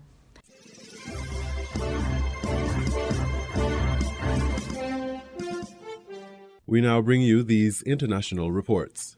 The UN Security Council has called for an immediate end to the siege of El Fasher in Sudan to prevent a humanitarian catastrophe. More than 1.5 million people are sheltering in the city. Food, water and medical supplies are running out. 14 countries voted in favour of the resolution and Russia abstained. The vote comes after multiple warnings from the UN, including a call by the Special Advisor on the Prevention of Genocide for the Security Council and the international community to protect the Sudanese people. This Council has sent a strong signal to the parties to this conflict today. This brutal and unjust conflict needs to end. Today's resolution shows the Council remains committed to supporting efforts for peace in Sudan. This resolution could not come at a more precarious moment. The people of El Fasher are trapped. They're surrounded by heavily armed RSF. Food, water, medicine, and other essentials are drying up. Famine is setting in, and the threat of further violence, including a large-scale massacre, looms large. Our correspondent in Addis Ababa, Kaukidani Beltao, has been speaking to residents of El Fasher about the situation on the ground. Things are as bad as they ever were, or even worse, because since the 10th of May, this city and its environment has been a setting of these intense clashes, which include the use of airstrikes and heavy shelling as well. So the threat of insecurity looms large, but other than that, the city is besieged by the RSF fighters, which means essential supplies are not getting in, and water and food are very scarce. In addition to that, the healthcare facility is essentially on the brink of collapse. Two of the three main hospitals in the city are currently closed because of attacks, and now only one hospital is operating. And many charities and medical workers are moving their patients there. In addition to that, thousands of people are fleeing the city and particularly heading to Zamzam camp, which is located about 15 kilometers from the city, which already had hundreds of thousands of displaced people. And it seems that the humanitarian crisis, a massive humanitarian crisis, is unfolding. And this UN resolution, what kind of a difference is it expected to make on the ground for people in El Fasher? It would be naive to assume that these warring parties would just immediately stop their violence, listening to these calls like this, because that has not happened in the past year. There have been several calls and demands like this for them to return to the table and cease the violence, but we've not seen that. However, it could bring the spotlight on the country. This has been largely a neglected conflict and put pressure particularly on other international actors that allegedly are supporting the fighters. So it could have impact in that regard. But for the people trapped in the city and in other parts of Sudan. Calls like this need to be followed by actions to pressurize the generals and the warring parties to stop the fighting. And the concern right now is that El Fasher could fall to the RSF within a matter of days, the US government has said. Yes, the U.S. Special Envoy for Sudan in recent days has been saying that. He was saying that the city could fall for the RSF within days, which means that the RSF could control all the 5 major cities in the region of Darfur. This is the only main urban center that they do not control in Darfur area, and in other parts of this region they have been accused of committing various atrocities that some rights groups are saying could amount to ethnic cleansing, and even as the U.S. was saying that the threat of genocide looks large. So there are fears that it could fall for the RSF.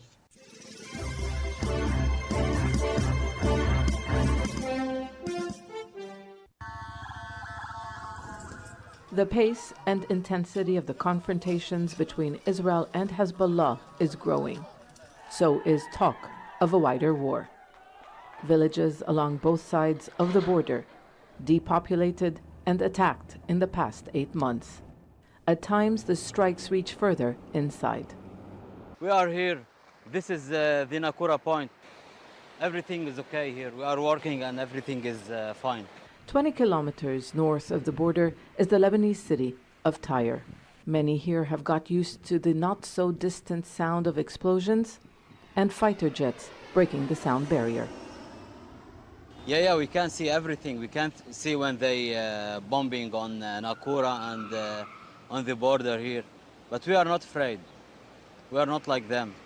Hezbollah has a strong presence and support in southern Lebanon, where many back the armed group's decision to open up a front to help Gaza. But the fractured political and sectarian landscape becomes apparent as you travel deeper inside Lebanon. In the capital Beirut, it's a different reality. Here there are little signs of war, and life carries on as normal for many. I know what's happening, but I feel like it's in another country since it doesn't affect us personally here in Beirut. Ibrahim sees it differently and tries to explain the disconnect. I am from there. I do believe that all of Lebanon is going through a war. I think there's a huge divide in this country. The biggest issue is that a lot of people don't think that the south is part of Lebanon. You know, they think it's a whole thing in itself. It's summertime. I think people come, they try to forget from most of the things that are happening to them. The war of attrition is still relatively contained, but an escalation could worsen 5 years of political and economic crises that have all but destroyed the state. Lebanon is gearing up for the summer season when expats are expected to return in large numbers with much needed hard currency. But Israel is warning it could be a hot summer if Hezbollah does not retreat from the border region. On the surface, there appears to be indifference, but there's concern on what comes next. Zana Khuder, Al Jazeera, Beirut.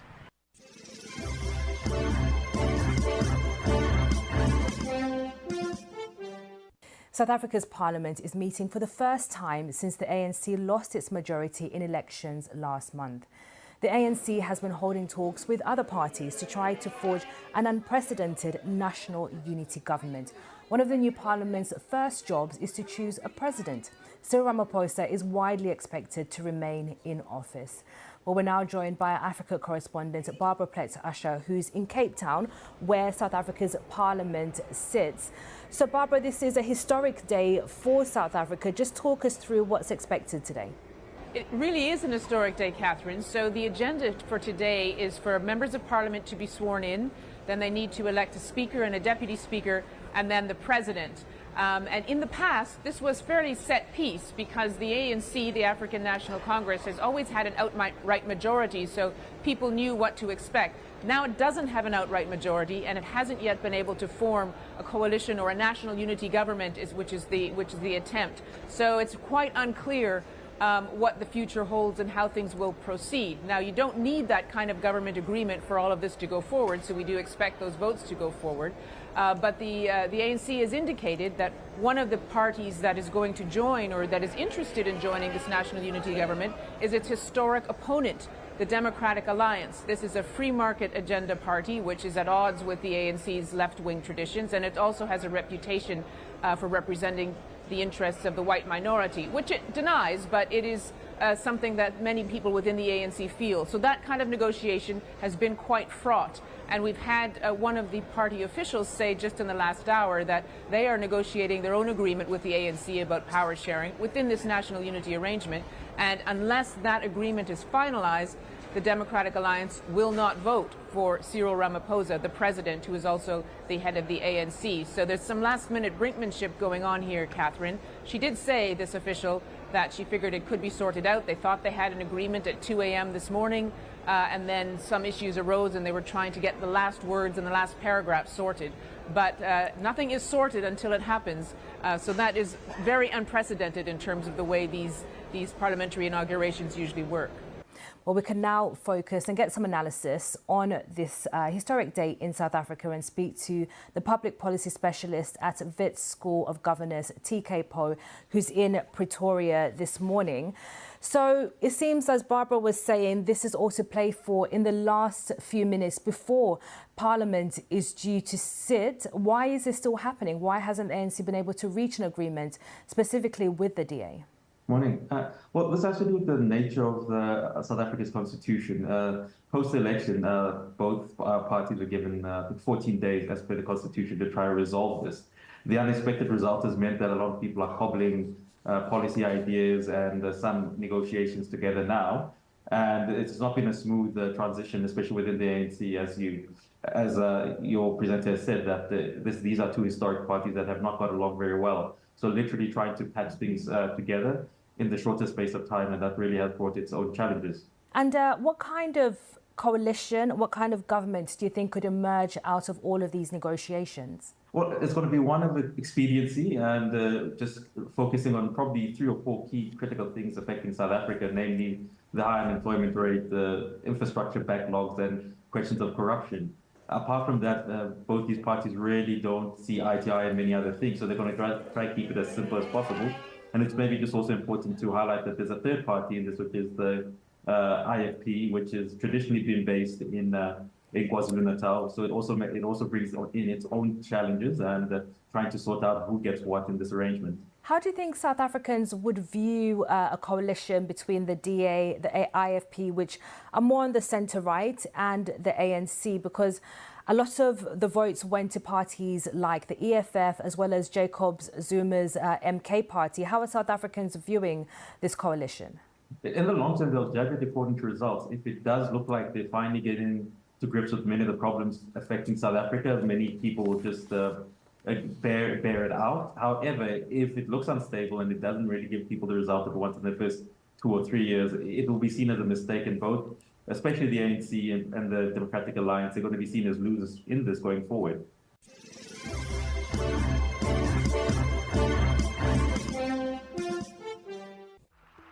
From Elon Musk getting what he wants to the EU getting tough on Chinese EVs, this is the week in numbers. $56 billion is the pay package Elon Musk might now be getting after all. Tesla shareholders voted to approve the payment, which had been blocked in the courts. Musk still has to convince a judge, though, and could face fresh lawsuits. Almost $3.3 trillion was the market value of Apple by Wednesday. That made it once again the world's most valuable company, back ahead of Microsoft and Nvidia. Shares in the tech giant surged after it unveiled plans for AI products. Apple executive Craig Federighi. Apple Intelligence is the personal intelligence system that puts powerful generative models right at the core of your iPhone, iPad, and Mac. It draws on your personal context to give you intelligence that's most helpful and relevant for you. Up to 38.1% is the new import tariff set to be slapped on Chinese-made EVs by the EU. Brussels says makers in the country get too much state subsidy, but shares in big names like BYD leapt the next day on bets they can shrug off the new levies. 10-for-1 was the stock split at Nvidia. That divides its shares into smaller, more affordable chunks, with a view to making them an easier buy for retail investors. Analysts say it's debatable if such moves really do much to boost stock prices. And about $1.9 billion is is the stake in Southwest Airlines built up by activist fund Elliott Investment Management. It's calling for a leadership and board shake-up, saying the firm needs a fresh start. Southwest boss Bob Jordan says he's not going anywhere, though.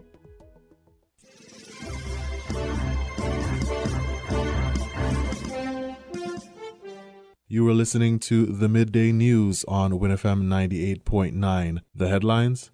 Social Development PS shares lessons learned from PAP and build-out of LIFT. The St. Kitts Music Festival Committee hosts cocktail to show appreciation to sponsors. Russia says no need for U.S. to be concerned about warships in Cuba. Constitutional Reform Committee recommends no impeachment process in reformed constitution in Jamaica. Internationally, the United Nations Security Council demands end to Sudan's city siege. Thank you for listening. WINN is 98.9. 98.9 is Win FM. Here are your Horseman's Value Mart IGA specials. Running June 13 to June 26. Now our Value Club Blue Tag specials. Ocean Spray 100% cranberry juices, $14.99. Uncle Ben's Ready Rice, $11.49. Juicy Juice fruit juices, $13.99. IGA or Essential Everyday Pancakes and Waffles, $10.99. Essential Everyday Fries, $15.79. Suavitel Fabric Softener, just $19.99. And now our very low weekly value deals. Chef Boyardee canned and microwave pasta, $6.99. Libby's canned vegetables, $2.99. Essential Everyday Old-Fashioned and Quick Oats, $15.99. The Colgate toothpaste, $6.99. White Rain shampoo and conditioner, $4.99. Arm & Hammer liquid detergent, $14.99. Shop Smart, Shop Value Mart, tell them in Spanish. Sea listo y haga sus compras aquí en Value Mart.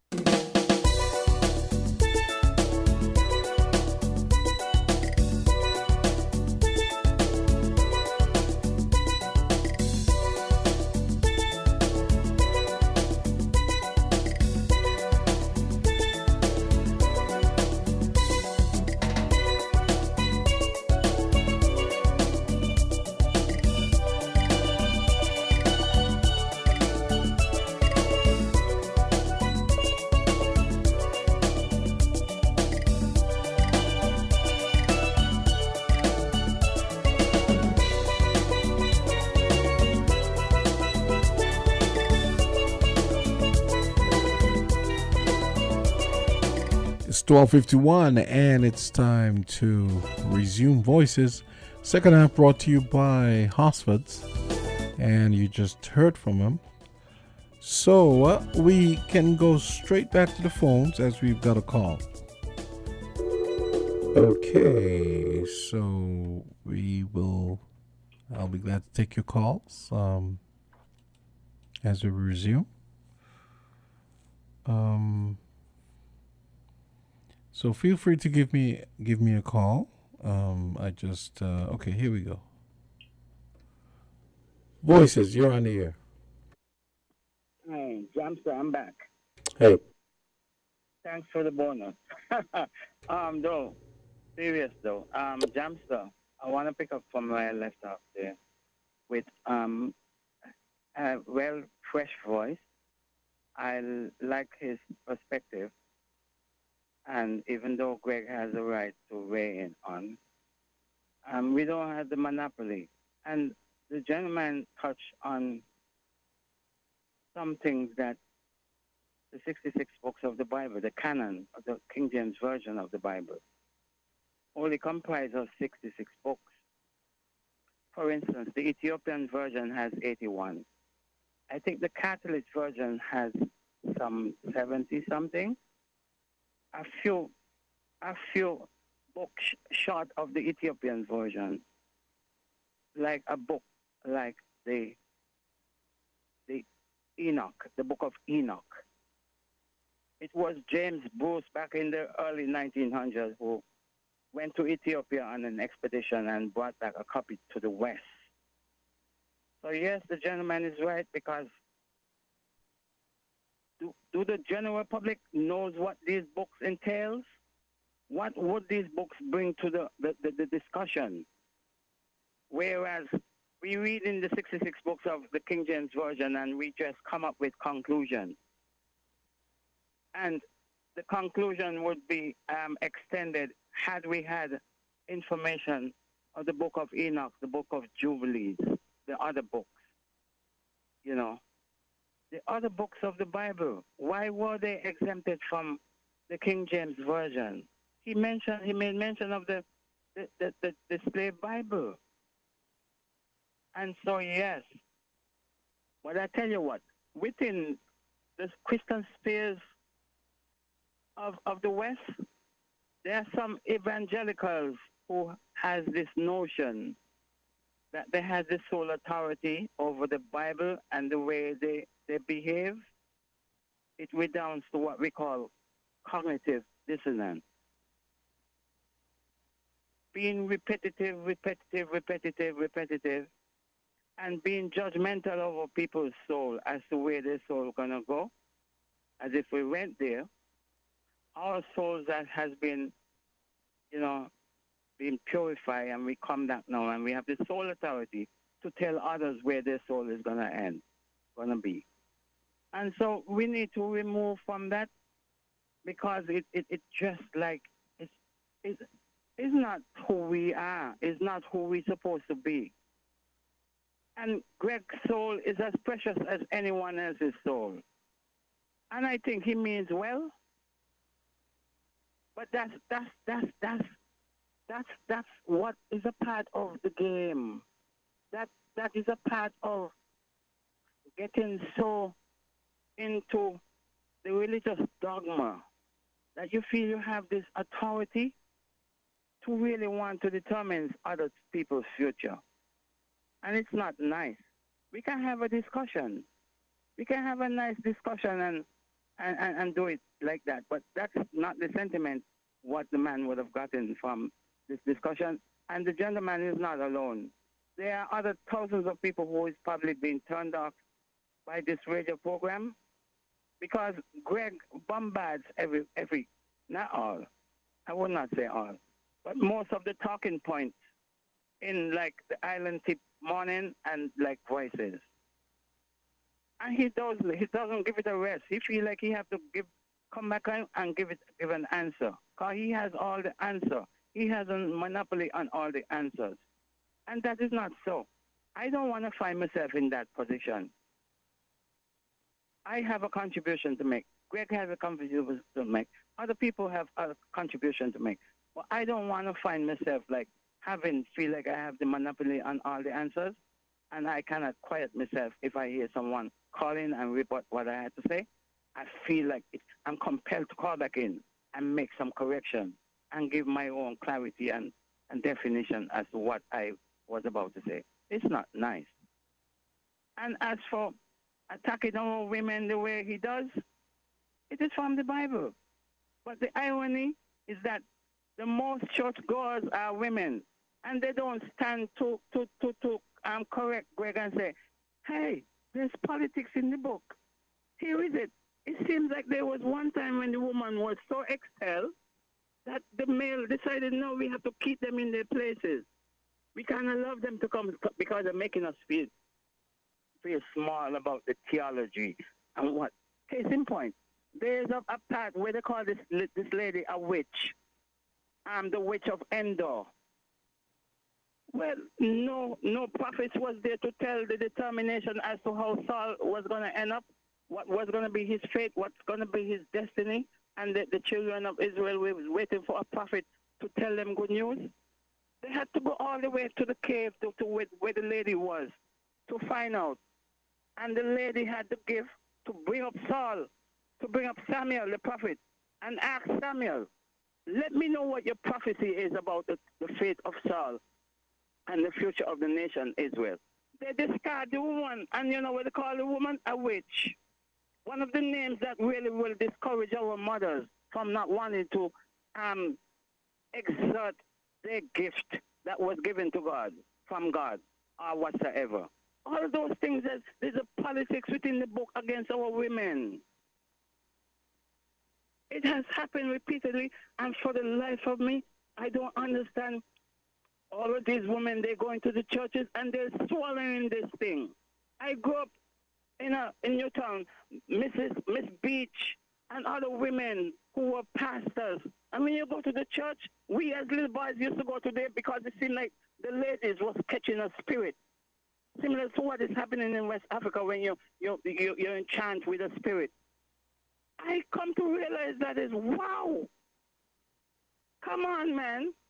None of us stop to investigate and look at these things to see that our ladies, like E-Truth will say, it is special about our mothers, about our women. I am a man. I am a father of 3 girls. And not to say that I'm a father of 3 girls, I'm going to negate a boy child or whatsoever. But come on, man. Our women in the churches need to tell the pastors, stop it. We are the life givers of 8 billion people on the face of the earth. We deserve our rights. And they are the only women, the black women are the only women that was born free. Born with ma'at to say, well, we are equal on the throne to rule and to be leaders in the communities and all of that. Thanks for listening. I've said enough. Okay, great. Okay, so that's that caller.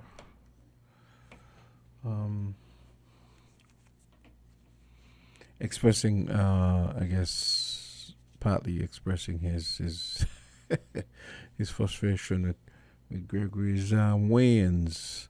Let's go back to the phone line. Caller, go right ahead. Hello, caller. Hey. Good afternoon. You hear me? Yes, I can hear you. Yeah, and good afternoon to all the listeners. Okay. Well, let me state what me call for and let me make it clear. Me call for defend Greg. That's what me call for today. Now, it's amazing that Africa just talk about the woman, what they call it, witch. And Africa not get it right to the story. You see, heresies. My God. Greg, continue preach. Because you see, Africa and them come out on the radio station. The devil wish one of them here. Greg, on the final day, Greg, I go decide who I go make it or not, or Jesus. God, I go decide every man's destiny. But Greg got a job. Not because Greg not the established preach around the place. The established preacher and them got them all shut. Jesus said, Jesus tell Peter, from today, you catch some fish, okay? But your job from today, I will get fishers of men. Johnston, if you not pick up a line and your boat, bait, or your fishing gun, or whatever, and go to the seawater, could you catch fish? If you keep your mouth shut, could you win over anybody's soul? You have one your mouth. No, what Africa just said just now. Let me get it right to the story. Yeah. Saul, God stopped talk to Saul. And he tells Samuel, no got no more conversation with you again. So God no may communicate with Saul, and Samuel no may communicate with Saul. So what Saul do? Saul go to a witch, or what you kid what you call the bush doctor, or Obeah man, or whatever. Look up in the Bible and see what it was. Saul Sarah. Saul don't sin. Johnson, African said that. Africa come on, and the woman, something that God condemn. You see the heresies that I preach, and then now here's that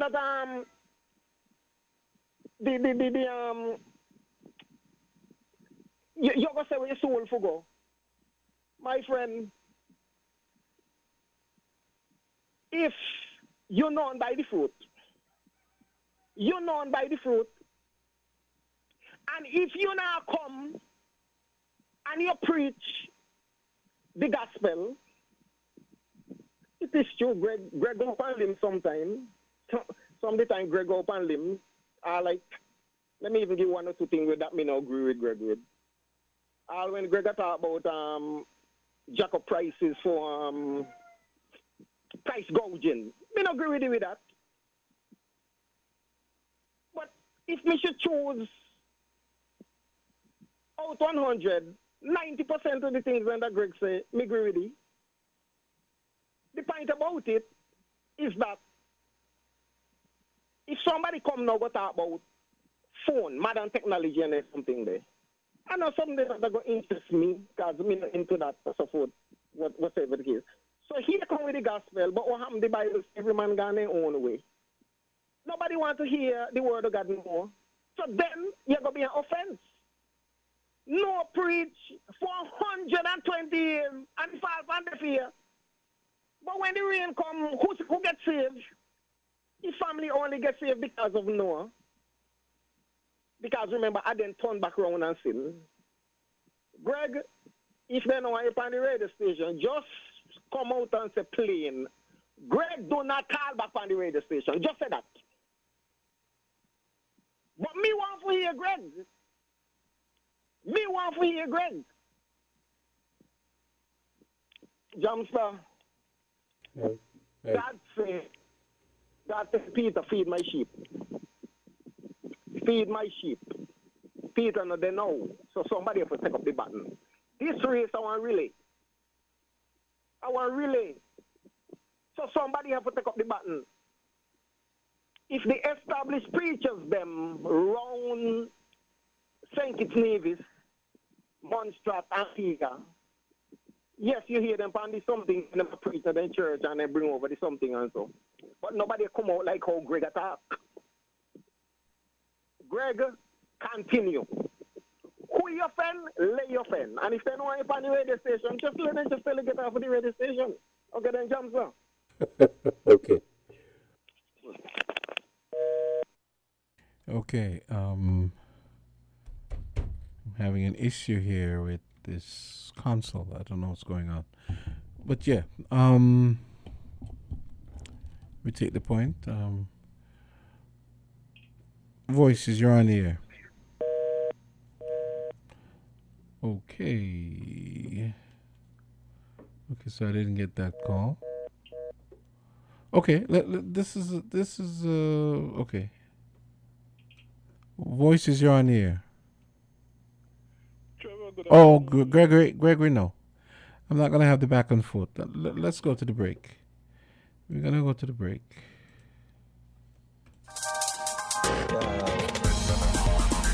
We're different. We're 98.9. 98.9. Win FM. Are you ready to make your pipe dreams a reality? It's time to dive into savings at Hortford's Building and Nevis Centers with our Pipe Dreams Plumbing Sale. For the entire month of June, enjoy an incredible 25% off on all plumbing items. Yes, you heard right, 25% off. Faucets, sinks, pipes, and more. Don't let your dreams stay on hold any longer. Upgrade your home with top quality plumbing products at unbeatable prices. Whether you're a DIY enthusiast or a seasoned contractor, now is the time to turn your pipe dreams into reality. Visit Hortford's Building and Nevis Centers today. But hurry, this dreamy offer ends with June. Make the most of your home improvement aspirations with our Pipe Dreams Plumbing Sale. Terms and conditions apply. See store for details.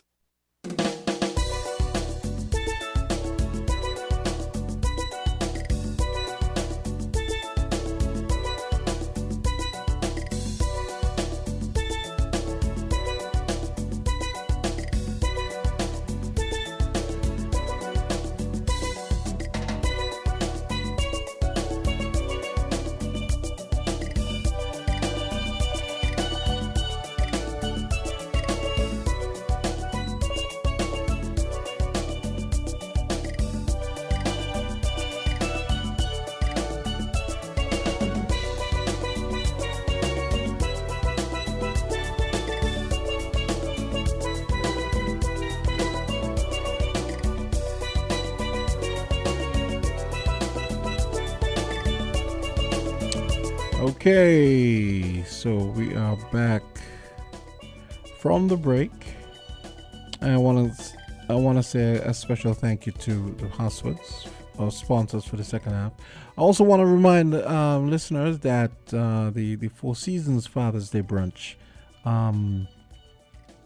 happens on Sunday, and the last of the 4 tickets that I gave away was won by Dwyer Astafan. Dwyer is giving up his ticket to a needy dad in Nevis. So anyone who wants to reach Dwyer Astafan for a shot at the ticket, you can call him at 662-4921. 662-4921. The information will be passed on to us, and then we will in turn inform Four Seasons, and they'll hook you up with your ticket for the Father's Day brunch. If you're anyone interested in reservations for the brunch, it's 469-1111. It's $85 US and $35 US for kids. So we are back, and I await your calls. Everyone, well, not everyone, but we've had a few callers. Hey, Trackies, welcome back. Have a few callers supporting Greg in his continual treatises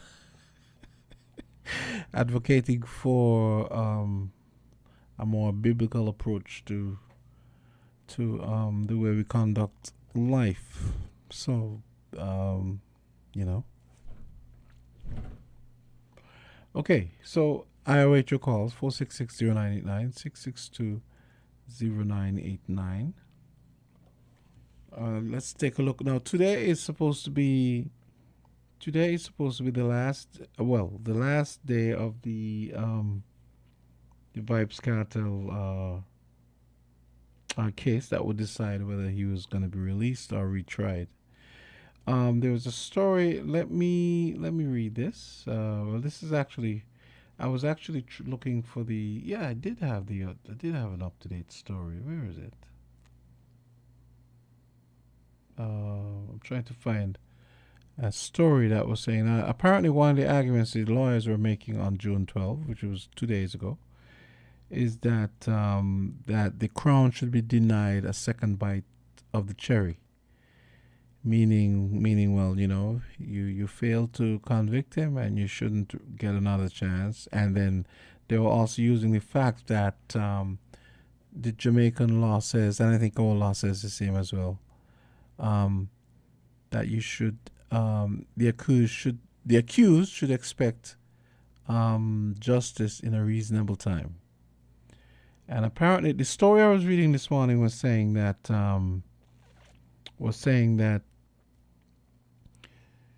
the court may very well decide to try the case again sometime next year, but it could be as early as September. So while the proceedings are not finished, that almost sounds like it could be that they were just saying that's what could happen if they decided to retry the case.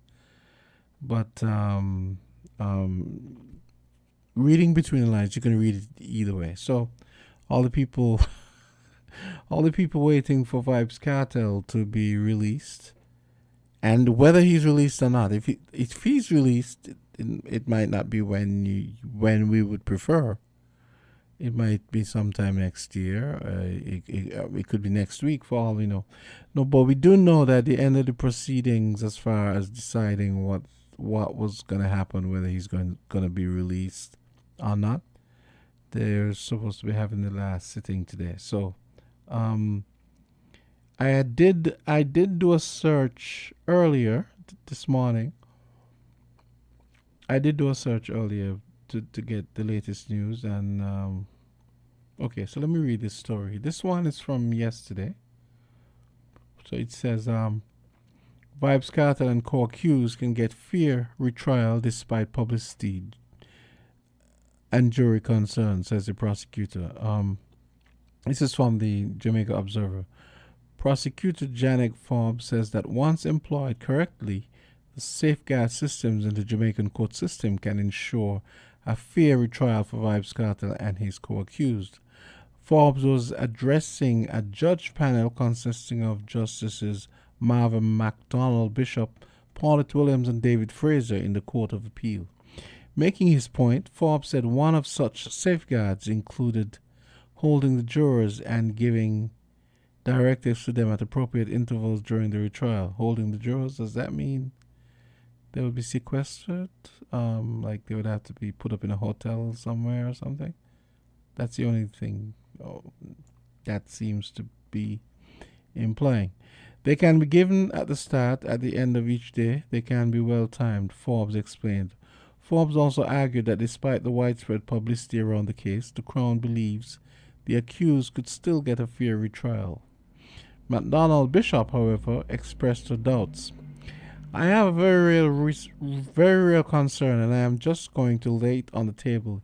You have to help us with it. You have to explain it. People heard voices, saw images, she told the court as she questioned how evidence, including voice notes and videos, reached the public domain before an appeal decision was handed down.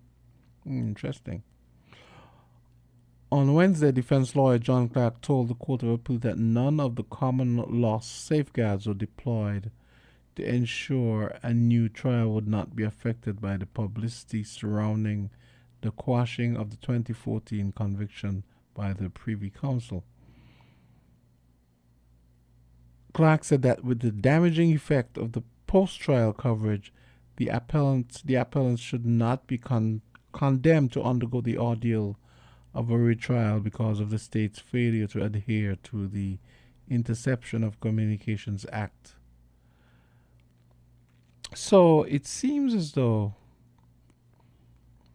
Mr. Kartel and friends are not out of the woods yet, so it's going to be interesting to see. It's going to be interesting to see what happens. I'm still trying to find one of the latest stories. I actually did a search for that, and that was bringing up stories from yesterday. Let me see. Vybz Kartel. So I guess maybe if we were lucky, we will find out something by Monday. Either way. Okay, let's go back to the phone lines. Voices, you're on the air. Yes. Mm-hmm. Me try for me want to do this upon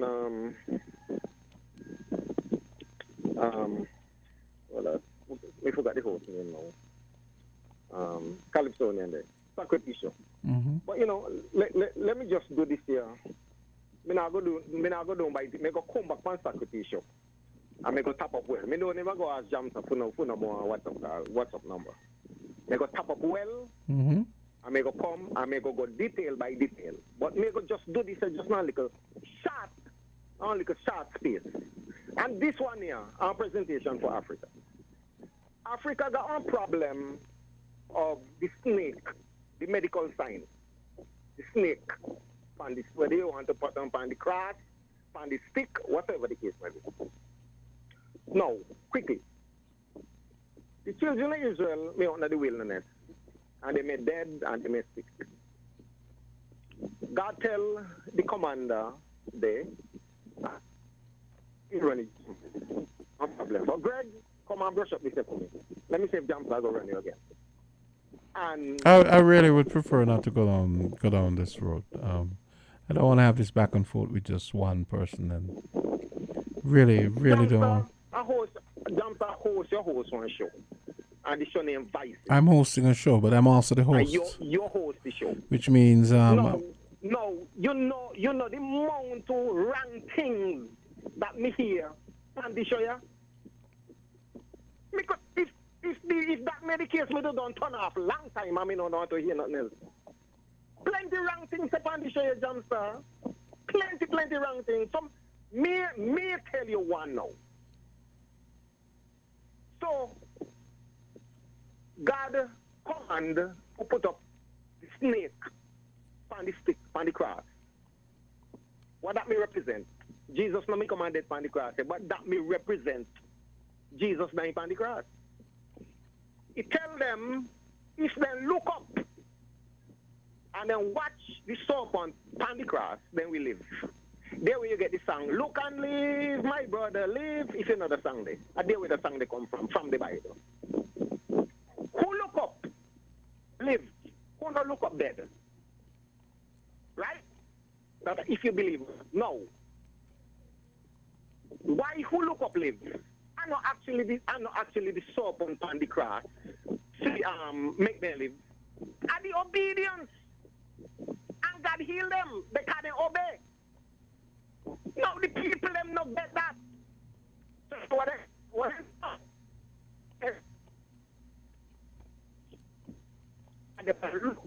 The miracle done again. You can't get healed from that again. So God command was it now? Listen, tell them take down the image there, and from now on, don't put up no more graven image.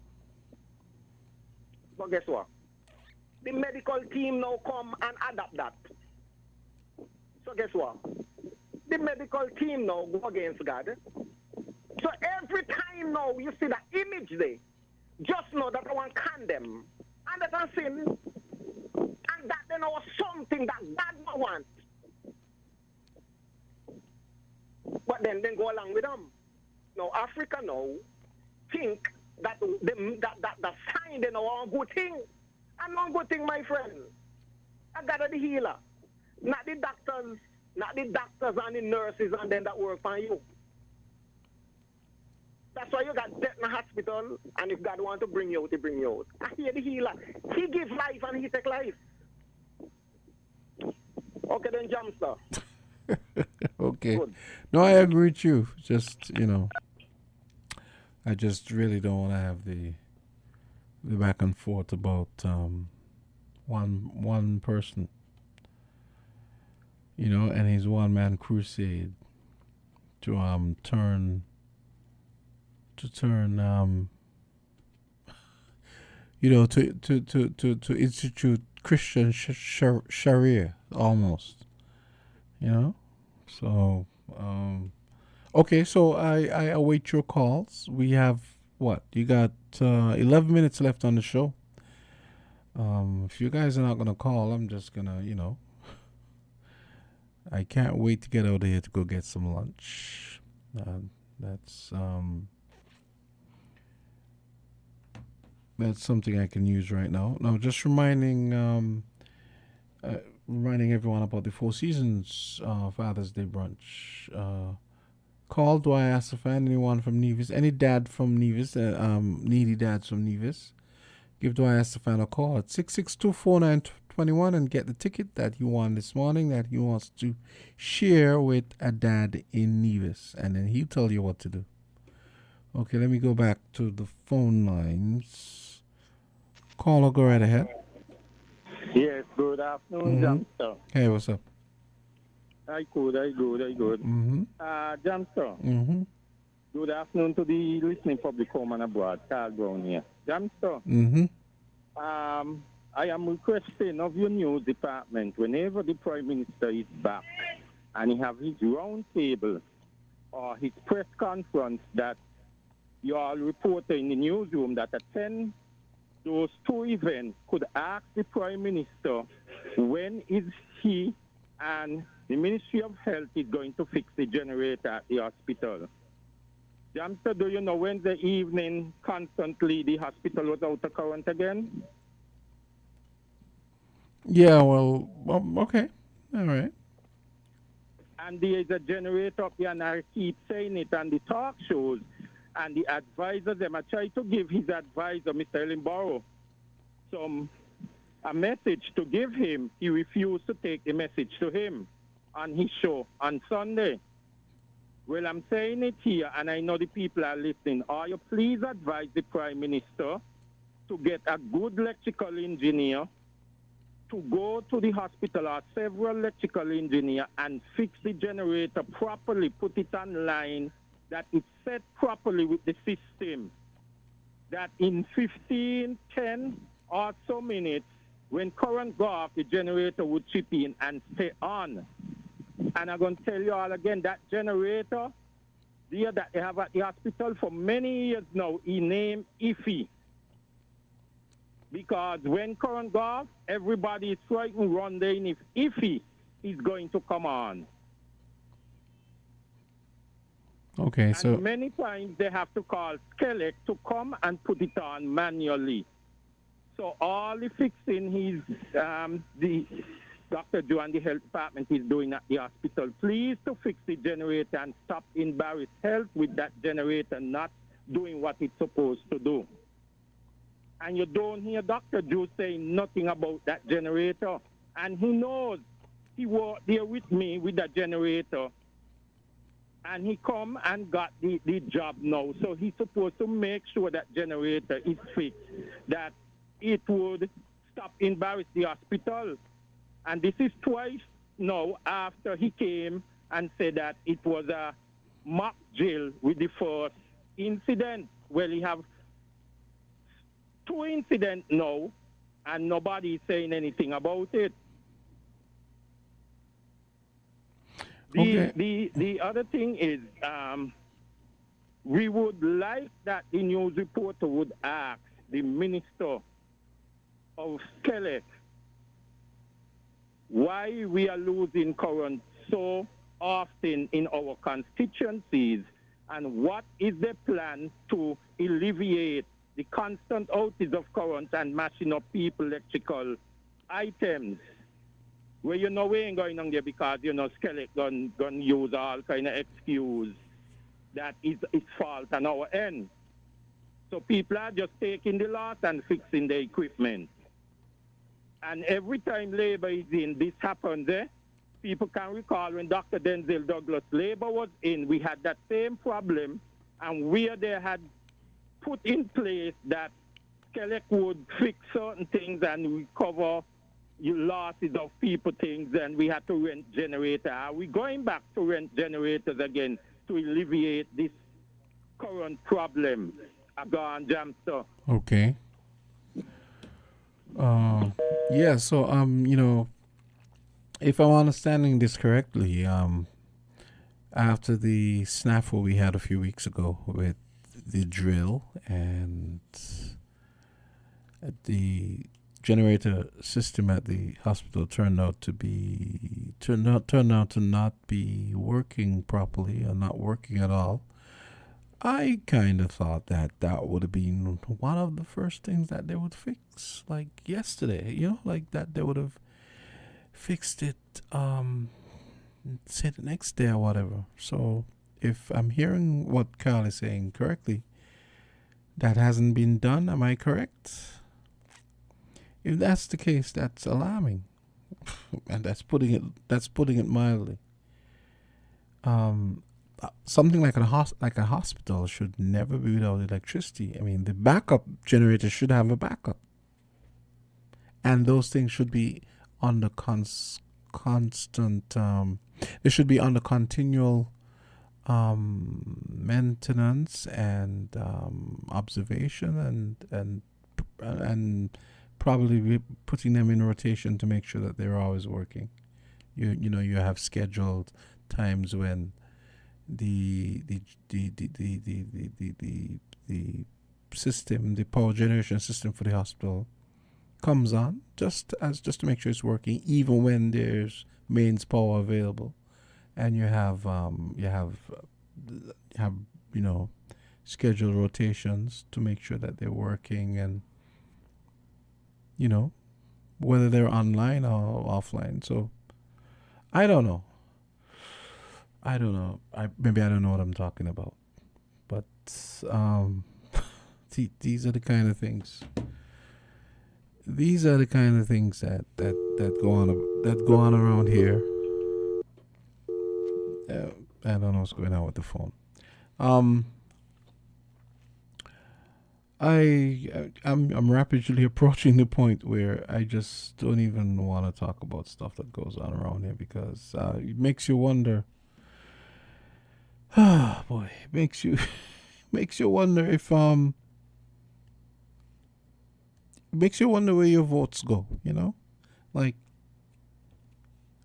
what's the point of voting if you're just empowering a revolving door of do-nothings and grifters and do-nothings, basically, who basically only the first priority is getting rich and making sure that after the first term they're filthy rich. And notice these are the only people who have a full, I think they have a full, I don't know if it's full or most of a salary after the end of one term. Caller, go right ahead. Jamster, Carl Brown here again. Jamster, another thing. Some question need to ask. We've been hearing, right? Alleged information. We don't know if it's true, but we are doing some investigation that members of the Civil Service Board has resigned. Why have they resigned? So maybe that is something to check into. And the other thing is the 13 workers, which 12 of them was let go from the port. Up to now, they didn't get a severance pay yet. Up to now, they didn't get a severance pay yet. And, you know, lots of them is not working. And, you know, they have the things to deal with. People got mortgage, people got vehicle loans, people got rent. You know, the other bills and internet and food to buy children to maintain and that sort of thing. The people are asking, every time they ask at the Labor Department, they say it's in process. That's all they could tell the people. And they promised them in the meeting that in 6 weeks the money will be ready. Well, 6 weeks has passed a very, very, very long time now. Wow. But the ministers, they're making sure that every night they're out the country, they get $1,100 plus. Well, we don't know. And not only that, Jamster. In the meeting, they told the workers that because of the late notice, they will give them 2 months payment. You know, the workers, them allege that only 1 month payment they give them. Okay. Okay, well, I boy. This stuff is so exhausting. So no, it is. It really is. I just really tire of having to be wasting energy discussing politicians and their do nothingness and their. You know what? We need to put all these bills that we are boasting that we are passing in Parliament. We need to pass a bill in Parliament, a permanent bill, that when a minister or a candidate is not performing, the public have the choice to remove him in a yes vote without calling a general election, him or her. But how would That's you? a bill we need to pass Yes, in but Parliament. how would you do the yes vote though? So it's a referendum then. With a referendum, we don't have to do a general election. If we, the public, crying out for these ministers and candidates that make it to Parliament and are not performing for the constituents and the constituency and the federation at large, we need to have a yes bill in place where the public goes into an election to remove those representatives without a general election. Okay. Boy. Okay, Carl. Because, I mean, with these ministers not functioning, just talking and just having a photo shoot like a bunch of little girls, right? We need to have a yes vote. The public ain't supposed to sit down and wait 5 years for a general election to move Carl Brown because Carl Brown ain't functioning, ain't performing his duties as him or her were elected for. So we must not wait 5 years. We must have where the public could go into a yes vote and remove those candidates and representatives and elect new representatives without having a general election. Okay. We're gonna have to have. Yeah. Okay. We're gonna have to discuss this further at some other point. It's time to bring the show to an end. Just hoping everyone has a great weekend. Once again, do I ask the fan the ticket that he won for the Four Seasons Father's Day brunch? You can call him at 662-4921 if you're a father from Nevis in need of maybe some Father's Day pampering. You can give him a call, 662-4921. Do I ask the fan? And he will in turn call us, and we will relay onto that person. Onto Four Seasons, somewhere to reach that person so that they can go and enjoy the Father's Day brunch. Okay, so that's gonna do it for Voices. Horsford's Value Mart IGA is helping you spend less and save more. How, you ask? Essential Everyday and Equiline. Spend less on our Essential Everyday products and get the best quality, the best taste, and the best value. Spend less for all your family health and beauty needs with the Equiline brand of over-the-counter products. Horsford's Value Mart IGA is helping you spend less. With our Essential Everyday products and Equiline over-the-counter health and beauty care products. Shop smart and spend less at Value Mart, where price matters most.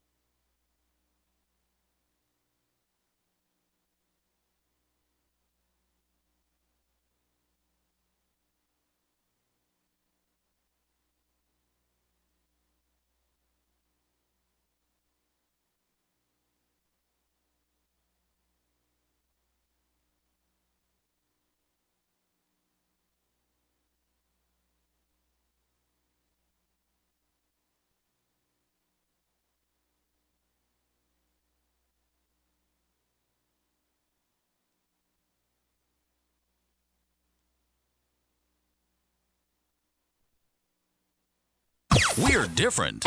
We're 98.9.